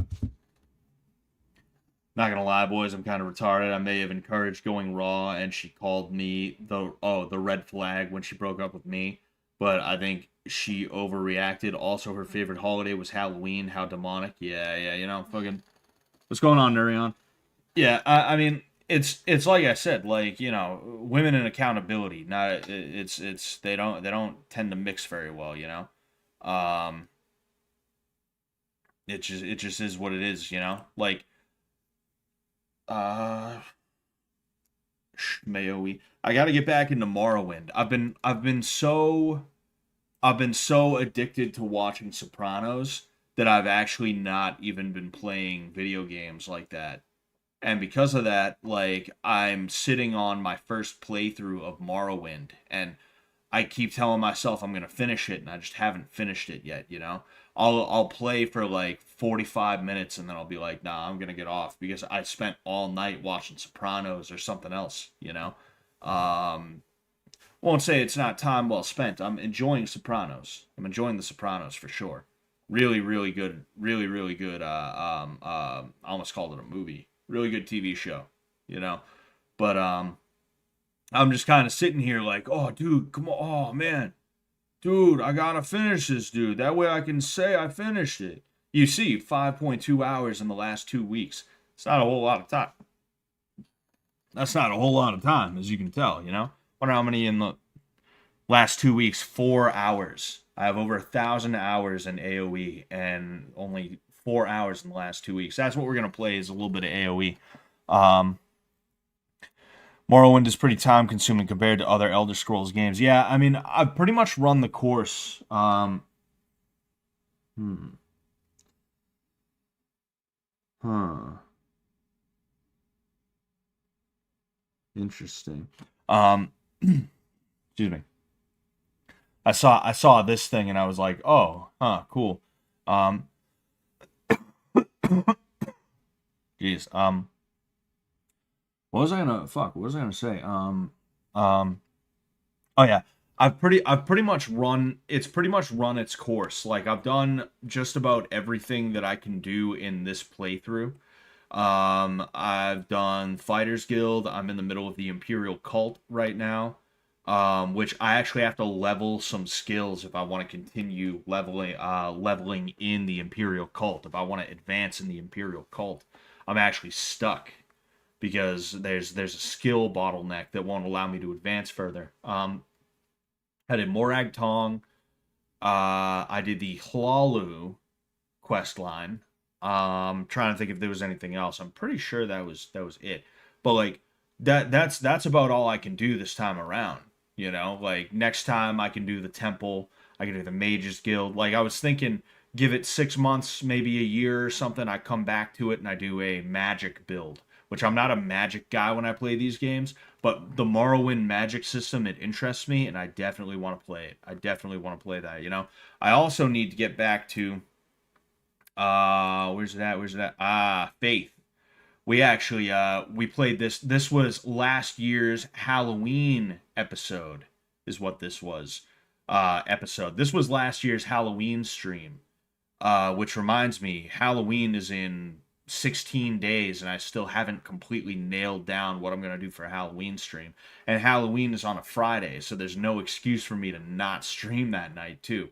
So we're gonna I'm gonna if anybody watching, if all like probably 9 or 10 of you watching, if you have any suggestions for a Halloween stream, definitely let me know. I know that I was talking about potentially having a doing Fortnite for the first time because they're gonna have like a Halloween type deal. Oh, interesting. Hmm. I forgot I got this with Faith the Unholy Trinity. Maybe I should give this a try. Not for Halloween, not for Halloween. But then again, maybe I don't know. I'll look into Hand of Doom and I'll see what that's like. I'll see what that's all about, and maybe that'll be the Halloween stream. But I'd rather do something different a little bit if I can. I even considered carving a pumpkin as one of the things that I do, which like I feel like that's like a stupid thing to do. But it's like, well, I mean, fuck, dude, it's my third Halloween stream. I might as well carve a pumpkin. Why not? Why fucking not? But anyway, I was saying I got to get back to Fallout 2 as well because I have not actually completed Fallout 2. I've done two playthroughs, one of which I did not finish because it was a 24-hour stream and I had to give in after a while. I started like starting to do that, and because of that, I was like, "Yo, guys, I think I just failed. I think that's it. It is what it is." But then my first ever playthrough was actually I leveled wrong. I did not level my character the right way, and because of that, I got stuck on Frank Horrigan. Like nothing I could have done helped me to deal with Frank Horrigan, and I couldn't go back off the. I couldn't like try and level up more so that I could put skill points in the right place and that I could take certain perks that would help me against him. It just wasn't a thing. So I literally got stuck my first playthrough for Fallout 2. So I have not actually completed Fallout 2 officially. That's when I got to play again. I was thinking about that earlier today. Um, I was wondering what Counter Strike Source was. I was like, that's weird. I don't remember playing CS 2 in fucking September 2024. I could have swore I played that this year with some of the guys that I played with. But anyway, Postal 2 would be another good one to finish. I haven't actually finished Postal 2, but I got Halo Infinite because the multiplayer was free. I couldn't get it to work on my shit. I could not get it to work on my computer. I'm just that stupid with computers, and I think my PC is just not optimized for it too. I don't think it's like I think there's some issues, as the British would say. Oh, there's an update.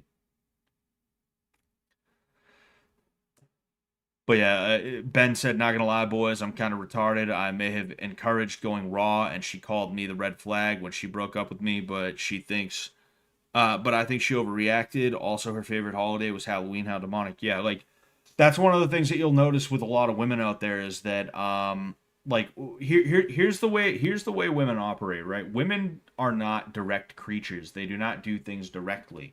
Um, and what I mean by that is they're not going to tell you what they want.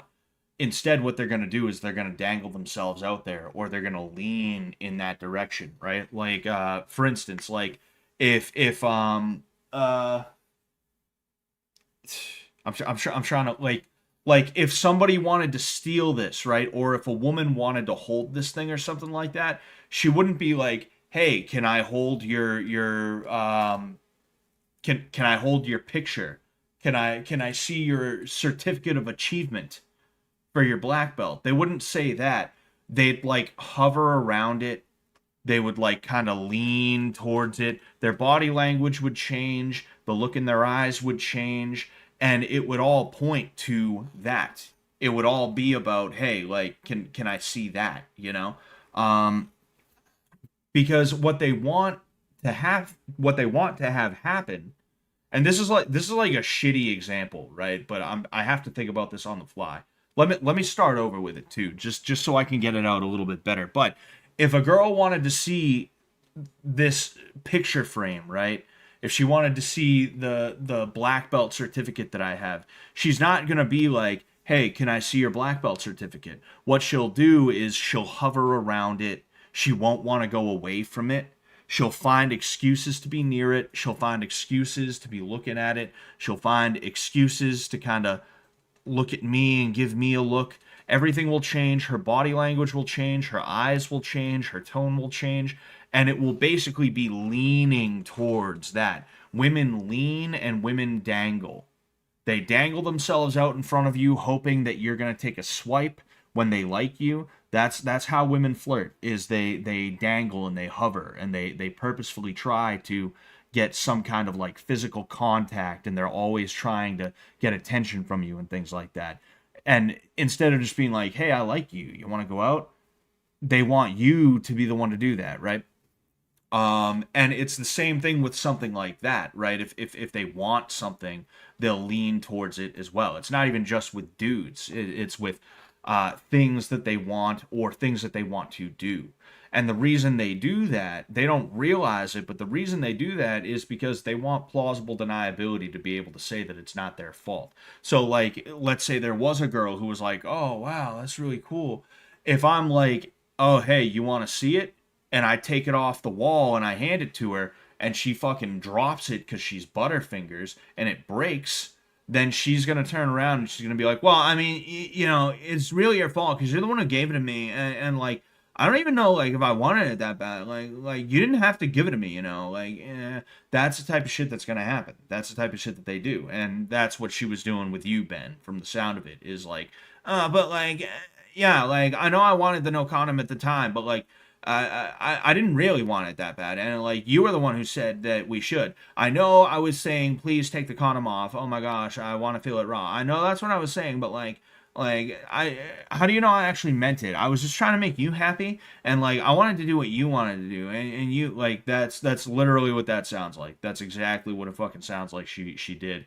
Um, it probably sounded fucking exactly like her, truthfully.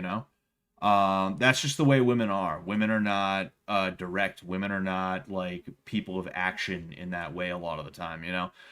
um, women have things done for them and they get mad given any situation that they feel they have a reason to or a right to, you know? Oh, whoa, whoa, whoa, whoa, whoa, whoa, whoa! Get that fucking nomad out of here. I already hate this, dude. There's so many bad maps. Like Kilimanjaro, I'm all set. I don't want.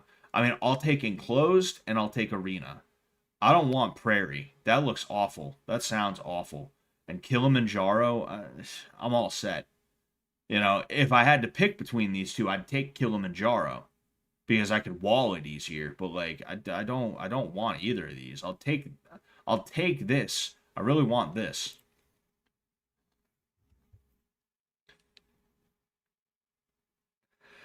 You know, I may not be. All right, whatever. I'll take him close. I may not be a MGTOW anymore, but like, I honestly do think that it is probably better for men to not like put too much stock into women. And I mean, like, my understanding is that it is getting better, right? You know, it is nice to see some of the people who are like, you know, they're in college or they just got out of college or something like that, people in their like late teens, early 20s. It's nice to see them be a little bit better in terms of the way that they like think about things and operate and stuff like that. That is cool. I appreciate that. But until we get women who are like, honestly, I want to be a homemaker, like they genuinely are like, you know what, I want to be a homemaker, and not in a grifty, I'll dance in the wheat fields kind of way, but like a genuine, like, hey, I want to do my duty as a woman. I want to be the heroic ideal of what a woman is. Until we get that, it's like, it's kind of tough. Kind of tough for me to be willing and able to tell men, yes, you should definitely get married. You know, I wouldn't ever tell a man who's getting married they made a mistake. I don't feel that I made a mistake. But then again, you never know. My wife at any point could just decide, I don't love you anymore because of what some fucking dumbass magazine told me. I saw a video on YouTube and I don't love you anymore. You know, like you never know. You never fucking know. It could happen. You know. You know, I'm tired of you having expectations for me, and I think I don't love you anymore because if you loved me, like you wouldn't expect things out of me. You wouldn't have boundaries. You would just let me do whatever I want all the time, and you know, like you never know if that's gonna happen. You know, um, I would never tell a guy like you made a mistake, but I also wouldn't tell a dude, hey, you should definitely 100% like get married. It's good and you need to. You know, it would be tough for me in good conscience to say that. I took a very, very big risk doing what I did, and I was aware of that risk. I was aware of what I was doing. And there's dudes in the MGTOW world, including dudes who, if I decided to hop back on the fucking forum or whatever, some of these dudes would recognize me. They'd be like, oh yeah, I remember you. What, you're back from the plantation? Haha, idiot. They'd be like that, you know? But like, I'm a man and I make my own decisions and I'll do whatever I feel like doing. You know, no one's gonna tell me what I can and can't do, you know? And I decided I wanted to get married to somebody that I loved very much, you know? So, all right, whatever. I'm gonna do me. I'm gonna do my thing. Um, Bit the bullet on the new AoE 2 recently. Was surprised at just how bad I am at this game. Yeah, yeah, oh yeah, you know. Fucking there's some interest. Oh, jeez. There's some interesting updates, you know. Oh, wait a second. I need 1 and 2. Yes, here. And then there. And then, you fucking bastard. You bastard. Oh, fuck. Damn it. Well, at the very least, I know where he's at. Um, yeah, I mean, it takes a lot of time and energy. Like, you've seen I have 1,000, well, you've seen I have 1,000 hours in AoE 2. That's like, that's like not, you know, that's not a small amount of time to spend on a video game. That's because for the better part of a year I was basically obsessed with trying to like win. Not even trying to be good, just trying to win, you know? Like I was chasing that high, and I mean like I I enjoy playing, but I can't let myself fall into it again like I did. I definitely cannot. You know, that's not. It's simply not a good use of my time. Is the big issue with that. Here. You know, now it's basically like I play with Taylor and his buddies, and me and Taylor have not been playing lately. You know, like once every week or so, where like, you know, somebody hits up the group chat and we're like, yo, let's play. We were supposed to get a big game together last week, but it just didn't materialize, you know? Fucking we're all men in our 30s trying to either we already have lives or we're trying to get our lives like settled, you know, so we don't exactly have all the time in the world to just be gaming all night, you know? It's unfortunate, but it is what it is, you know? There's different breeds of women. For the most part, they are a reflection of our sins as men by us letting them into our lives for however long. We invite karma in the form of intimacy. Karma's a bitch. I mean, I don't know, man. Like, I think, I understand wanting to have like a circle squaring view about it, right? And what I mean by that is like, you know, people say how you going to square that circle, right? I understand wanting to square the circle of like, oh, I've had some really fucked up relationships with a bunch of women. How can I make it into like a learning experience? And I mean, there's definitely something to learn. Don't get me wrong. But like when it comes down to it, I think just like women are fucked up a lot, and there really is not anything you can do about it. It just kind of is what it is, and it's gonna be what it is until either society collapses or until men are like, "Yo, knock that shit off," and like they're forced to knock that shit off, you know. And I guess we'll see which one of those comes first, you know. Hopefully it's the second one, you know, not the first one. You know, like you can learn something from everybody, you know, and that includes like you know, a bad relationship that you had with like somebody and all that other shit. Like I'm not saying you're wrong that like, you know, there's something to there's a like there we go, good. Uh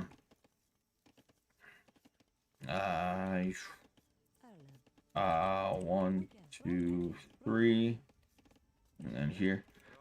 Yeah, there's no redeeming factor at that. I mean, like, I'm not saying there's no redeeming factor at all. I just think that like you have to be careful where like you know you might fuck around and accidentally become a Teletubby person because of it. You know, one of those people who's like, oh well, you know, we didn't get what we wanted, we didn't get what we needed, and everything's all fucked up, but it's okay. I had fun. Oh man, look at the difference. Look at the fucking difference. Look at the score difference. You've got to be kidding me. These guys are 100%, a million percent. Like this is a million percent going to be an early rush. It's going to be the dumbest early rush. Even trying to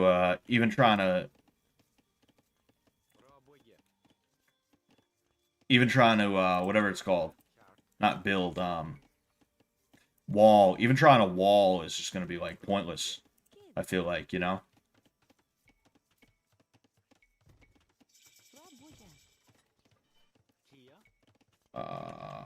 One and two. Bada bing, bada boom. Um,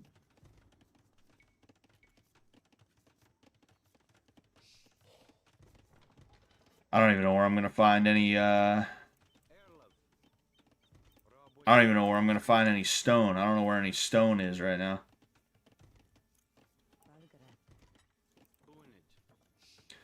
There we go. Oh, I got more berries. I guess that's nice.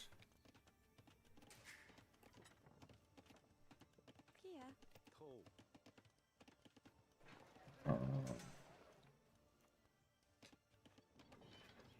I need stone and I need it bad.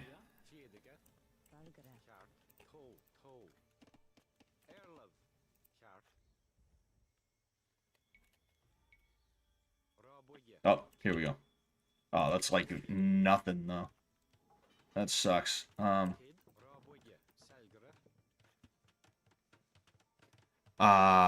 what was I gonna say?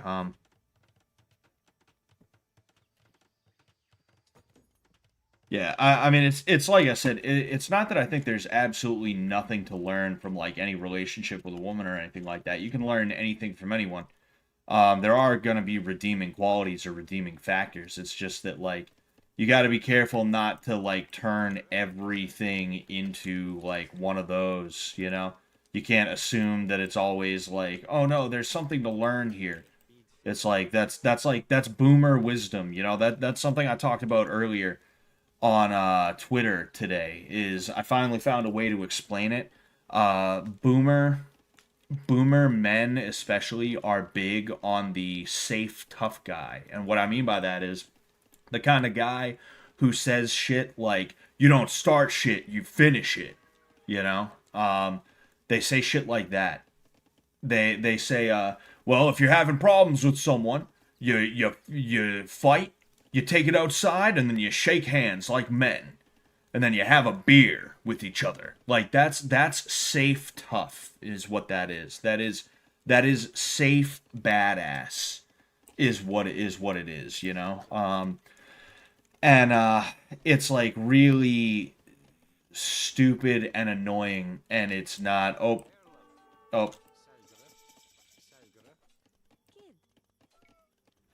uh, not exactly in the greatest of shape here. Gonna hope I'm gonna have to sacrifice these dudes and just hope that they're able to like because if I can get these dudes, come on, baby.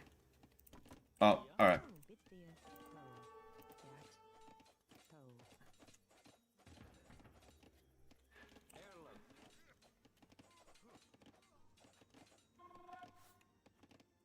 All right, boys. See, like, I'm actually not going to be doing that bad, assuming I can, oh, shit. Yeah, damn. Ooh, that's not necessarily good. I gotta hope and pray. Alright, boys. Wow, that's foolish. Oh, boy. Yeah, I mean, that's not exactly great. You know what? I'm gonna bring these guys back in here. That way I can build that. And then... So I'm not actually doing terrible, but, you know, I'm not doing great either.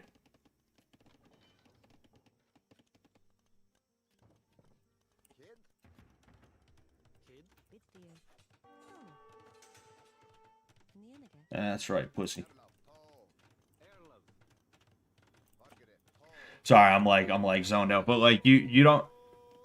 It's like and in fact, like another a good example of this is the way boomers will talk about like how to deal with rejection and stuff like that. You know, it's like oh fuck, like actually I don't even think that's a what's going on Heath Holloway. I don't even think that's a that's a good way to put it. You know, the way I was about to describe like how people will tell you to deal with rejection, you know? There's really no good way to deal with rejection other than to just not be bothered by it, but it's understandable why you would be bothered by it, you know? Like so when people are like, "Hey man, hey man, just get back up, dust yourself off, you'll be fine." It's like, "Well, yeah, but also fuck off. Shut up." You know, I don't want to hear that right now. Um it can be Oh, geez, he's in Castle. He's in Castle. Yeah, there's this guy definitely like favorites this so that he can like do good on the map or something like that. You know, there's no way he doesn't. But um, like you don't want to be a boomer about it. You don't want to be like performatively like wise about shit like that. You know, you don't want to be sitting here like, oh well, you know, actually oh, excuse me. I learned something from everybody. Haha. It's like, nah, you honestly, sometimes people just suck. Sometimes shit just sucks, you know, and you can't do anything about it. And it just is what it is. I'm going to see what I can do here. Probably not a whole lot. But yeah.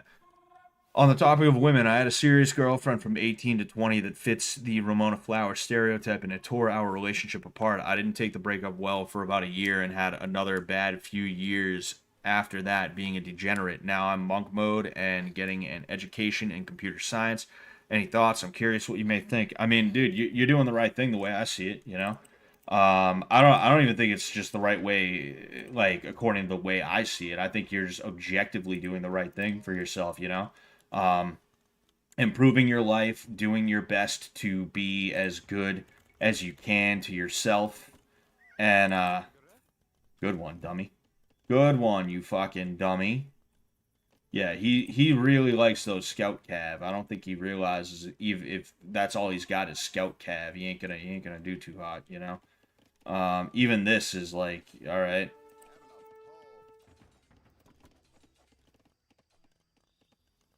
Come on, baby. Let me get one more. Yeah, like I will tear through this motherfucker. I'm gonna go ahead, hit there. If that's all he's got, I'm gonna tear through him. But yeah, I mean, you're doing everything you need to be doing, man. Honestly, like it like, you know, I don't know what kind of pressures you have going on in your life. I don't know what stressors you have going on in your life, you know, but I think you are doing good for yourself in so many different ways just by being like, hey, I don't need any extra stress in my life. I think I'll just take care of myself, you know. Just keep on keeping on, you know. And you're gonna be in a much better place. And then if you do decide to get back with somebody, I don't mean get back with your ex or anything like that. What I mean is, like, if you do decide you're gonna break monk mode and you're gonna be um you know, if you're gonna date again, then it's like, all right, cool, you know, good for you.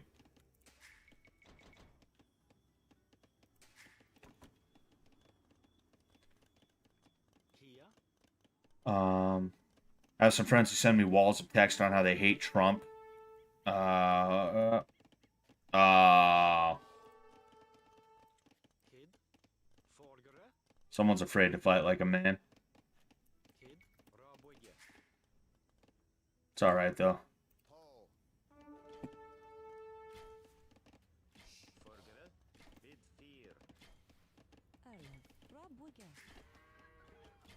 It's like, what's he gonna do when he gets in there?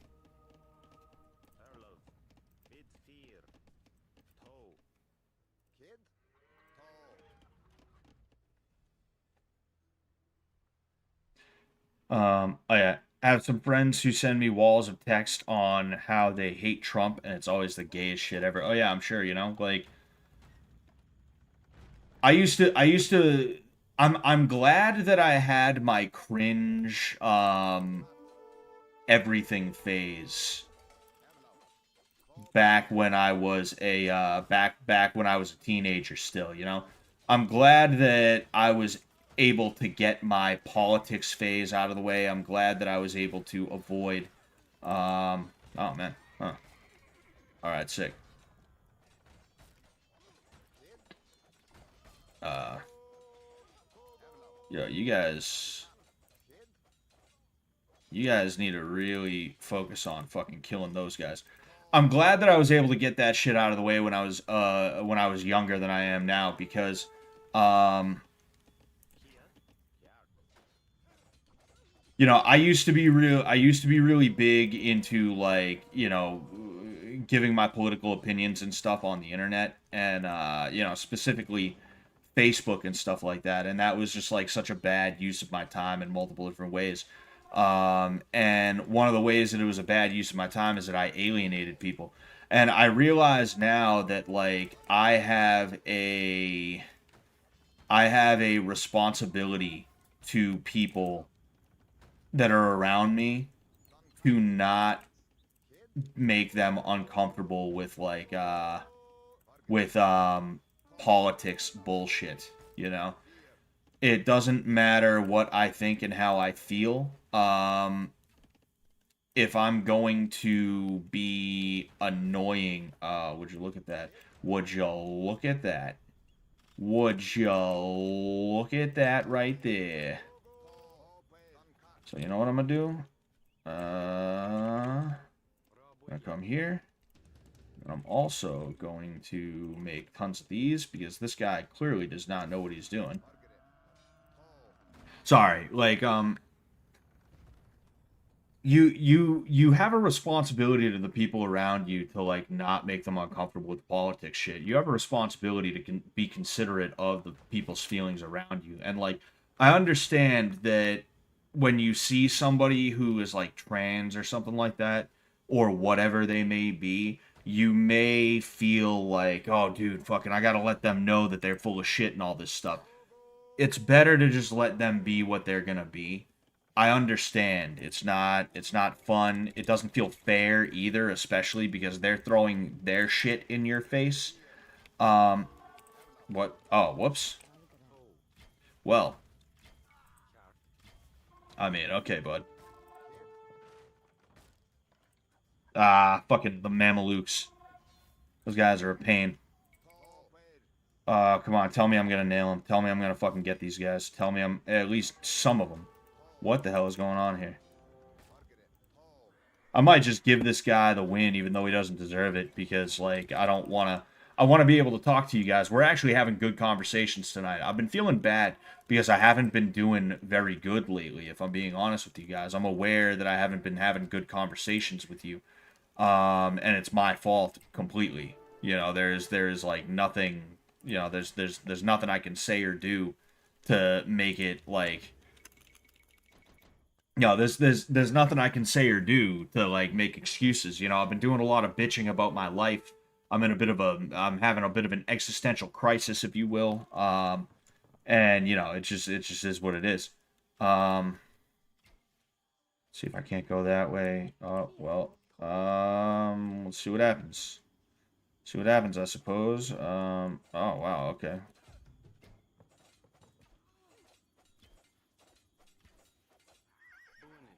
Cool.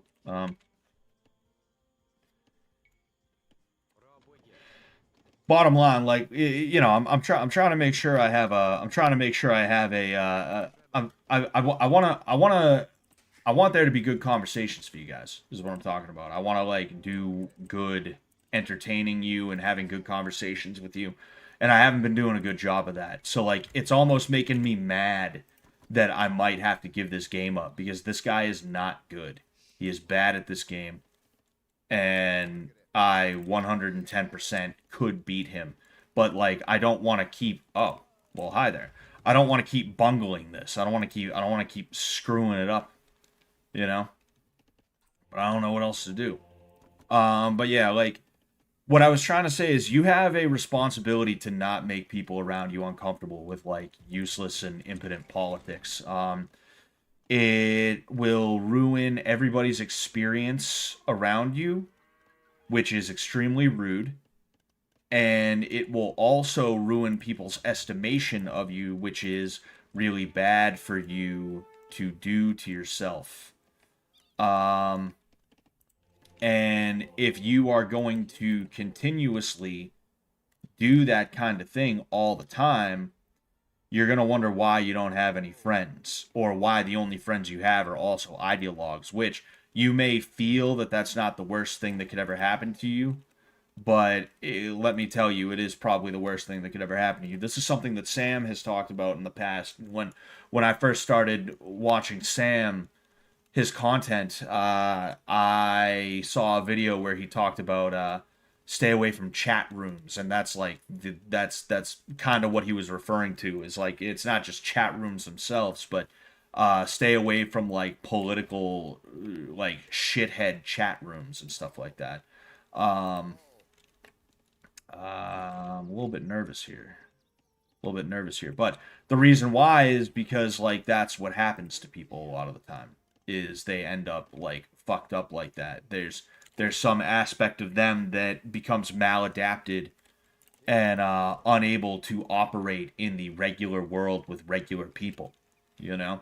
And not in a good way, not in a way that's like I'm rejecting something bad. I mean, like you're rejecting good things, things that you need, things that you want.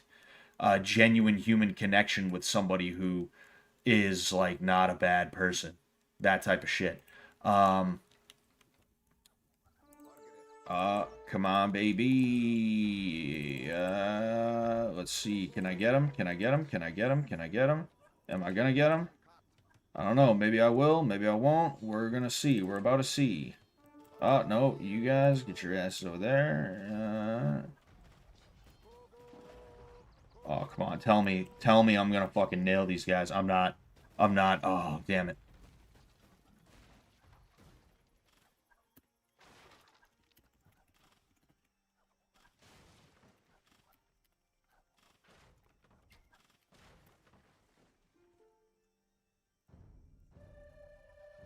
Let's see his fucking. Yeah, dude. This guy.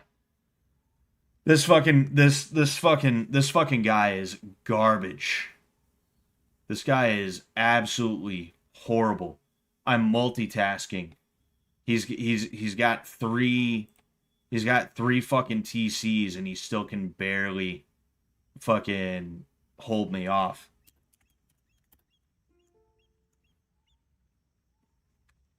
Uh yeah. Anyway, what I was trying to say is you have like it is absolutely positively one of the worst things you can do to be the kind of person who goes into your local Facebook page, especially if you're someone, or not Facebook page, but Facebook group.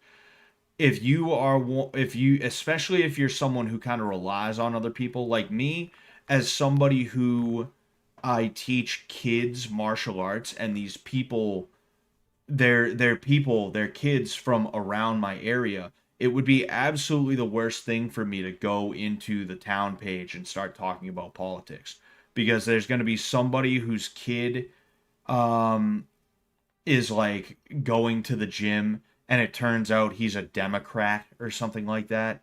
And I'm in my town's local Facebook group, like, these fucking Democrats, dude. It's like disgusting, you know? And I've seen people like at those No Kings protests, right? You have the fucking old folks homes in towns across the nation. They empty out into the town square for the day and they hold dumbass signs acting like it's still the 60s, you know? They think it's flower power bullshit. Fucking Kent State was not nearly enough. Nixon had the right idea.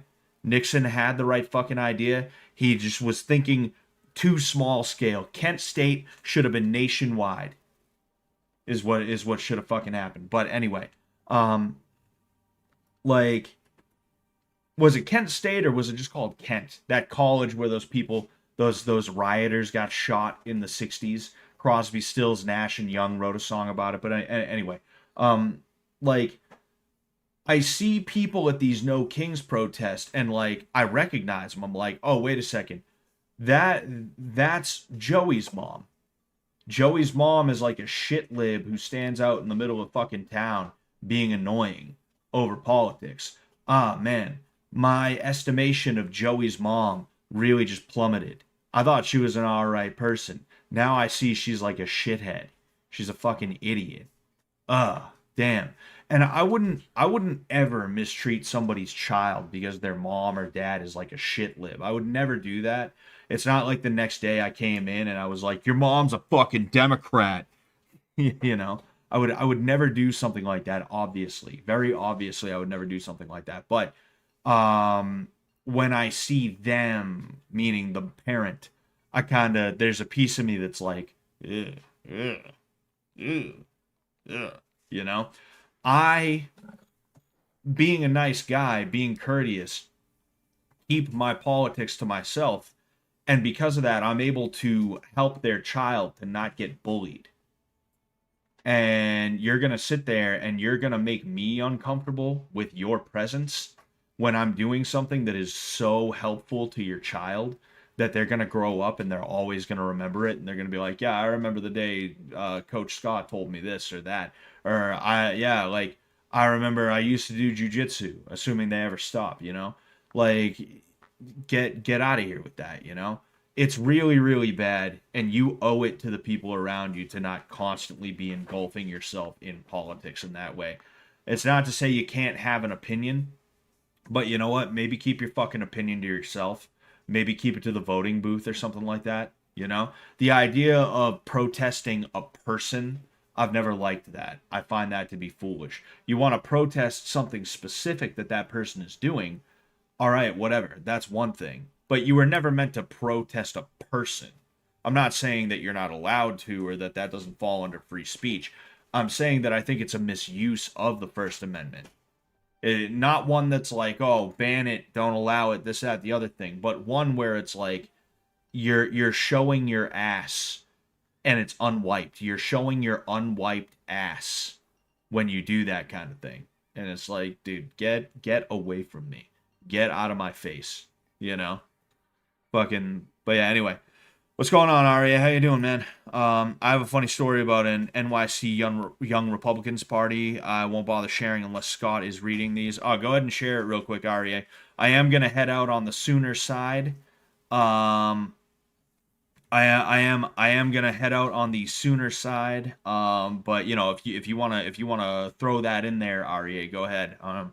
I remember during our time together in Young Republican adjacent groups in Boston, there was basically a don't ask, don't tell rule for fasci types. Judging from the story you've named today's stream after, I think things have changed a lot since then. Oh yeah, 100%. You know, I mean those guys were just like joking around. Obviously, those kids didn't really mean it like that.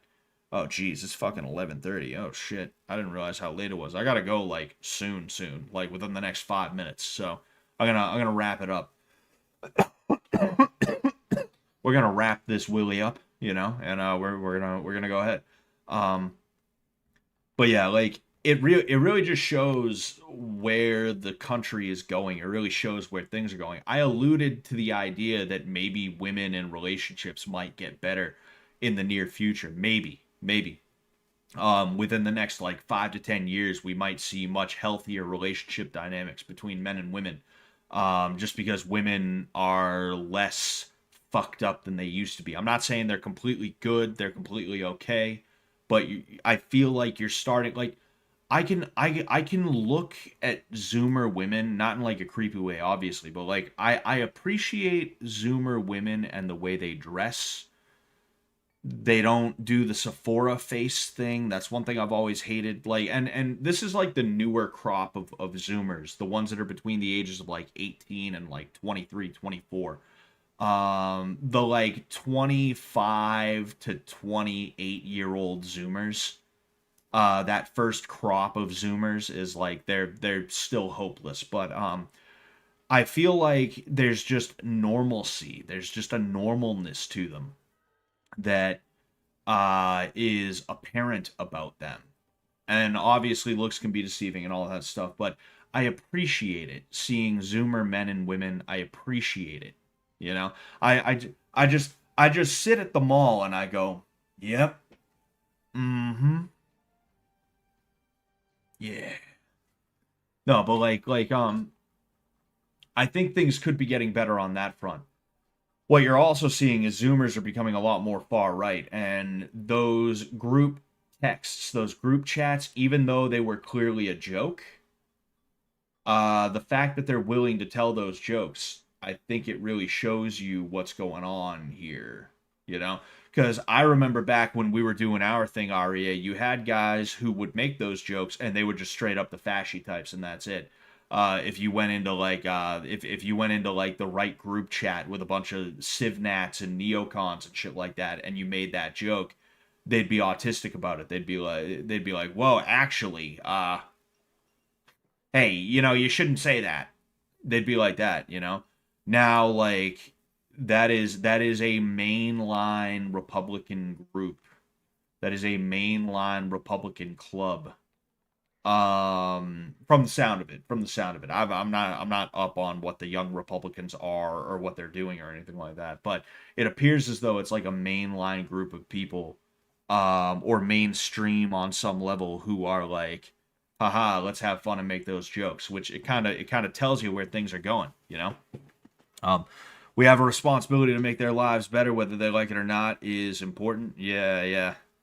Or whether they like it or not is not important. That's a good way to put it, Peach Boy official. Um, was a Rasta pimp when I went through high school. Now I'm a neoconservative. Ah, yes. Oh, yes. Um, Yo, this ain't Fortnite, says iPhone Meat. Don't worry, Fortnite's coming. Fortnite's coming. Um, Sorry, I'm just looking around here. Just looking around here. Uh, I think my stream is behind, so let's see if I can get this out before Scott ends. All right, so it's coming. It's coming. Um, Peace out, Peach Boy. Protesting a single individual is basically a lynch mob. Oh yeah, 100%, you know? Like, especially after what we've seen with the whole Charlie Kirk thing. That happened, what, not 15 days ago, excuse me. It happened a month and 5 days ago. Like, it's going to be tough for me to see an Antifa flag in public and not do something about that. It's going to be tough for me to see a protest that is like aimed at a specific person and not think, these people are like here to kill that person. It's going to be hard for me to think that, you know? Um, I found it after like 3 minutes. I realized everybody at the table was a groiper. Oh boy. Oh boy. Yeah.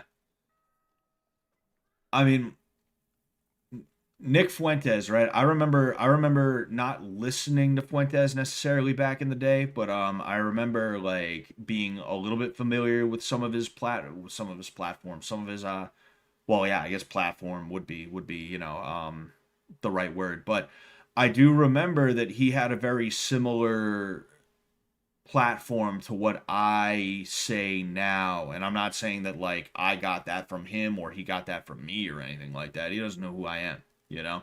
Um, but his ideal is that we will actually be able to win by voting, by taking over the system. Entryism, cultural hegemony, you know? Um, And I think he is correct on that level. And I think he's doing something by having his show. Now, I think that as a propagandist, that's only going to go so far. I think we also need tacticians, strategists, people who could actually be boots on the ground in a real way in like organizing and stuff like that. Nick Fuentes is not an organizer. He is a propagandist. Those are two different things, right? But I do appreciate what he has been able to do just with his show. I understand what it is. I understand how it happened, and I realize that it is working on some level. You know, um, and I mean, I kind of knew that that would work because of, again, like the Ebola stuff is the way that I could sum it up as quickly as possible. Riding the tiger, not making foolish moves and things like that, making sure that what you do is enough to keep you alive and ambulatory, alive and ambulatory, so that you can make a move towards your goal when an opportunity presents itself. Of course, when you talk about this kind of thing, some people might make the mistake of thinking you mean some accelerationist, like, let's do X to Y, person, place, or thing. That's not what I mean. What I mean is like actually taking over the culture, that cultural hegemony thing, that running the system thing, etc., etc. Um, but yeah, this was early 2024 for context. That's funny. The guy who was talking to Charlie Kirk when he got shot was Andrew. Was interviewed by Andrew Cunningham, and he had an antique flag in the background behind, oh, Antifa flag in the background behind a flower pot. Yeah, yeah, doesn't surprise me. Doesn't surprise me,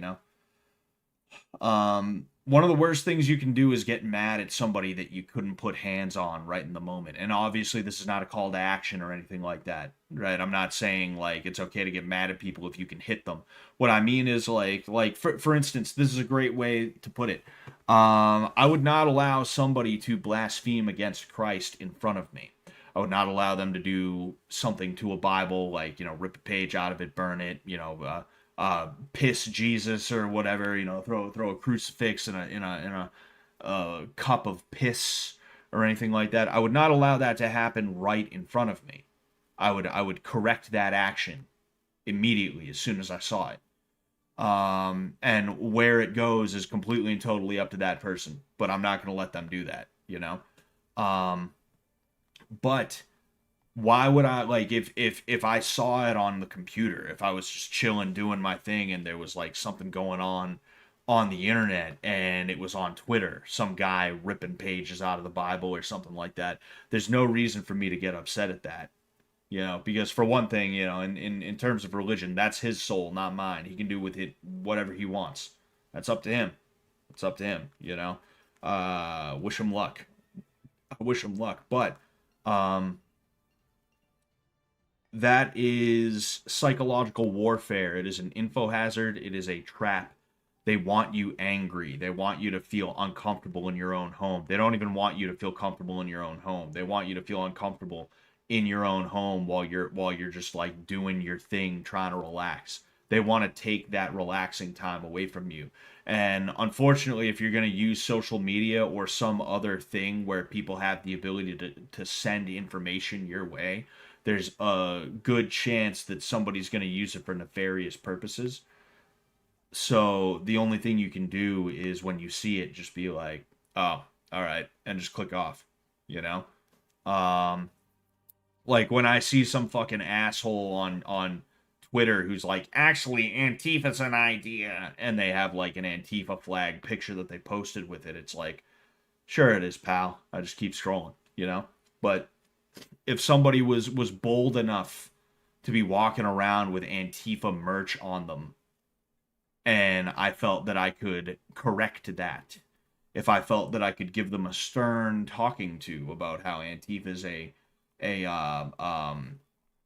a terrorist organization and they should not be wearing that, and ask them politely but firmly to remove it and throw it in the trash or something like that. If I could do that, then I would. But anyway,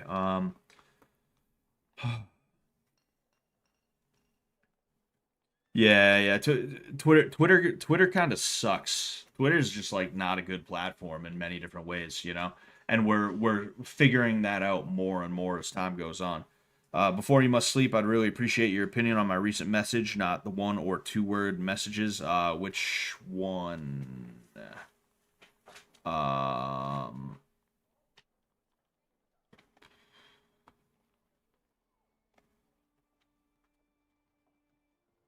um, I don't know what you're talking about, Austino. The most recent message of yours that I see that is not a 1 or 2 word message, is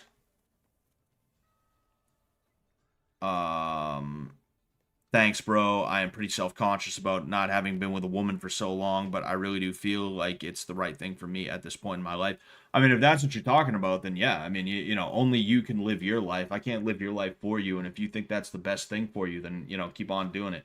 There's no reason to feel self-conscious. I know that doesn't always stop feelings of self-consciousness and things like that, obviously, but there's no need for you to like allow that to eat you alive or anything like that. You gotta be careful with that. You gotta be careful with that. I don't know if that's what you were. Oh, that was the one. Okay, yeah. No problem, man. Anytime.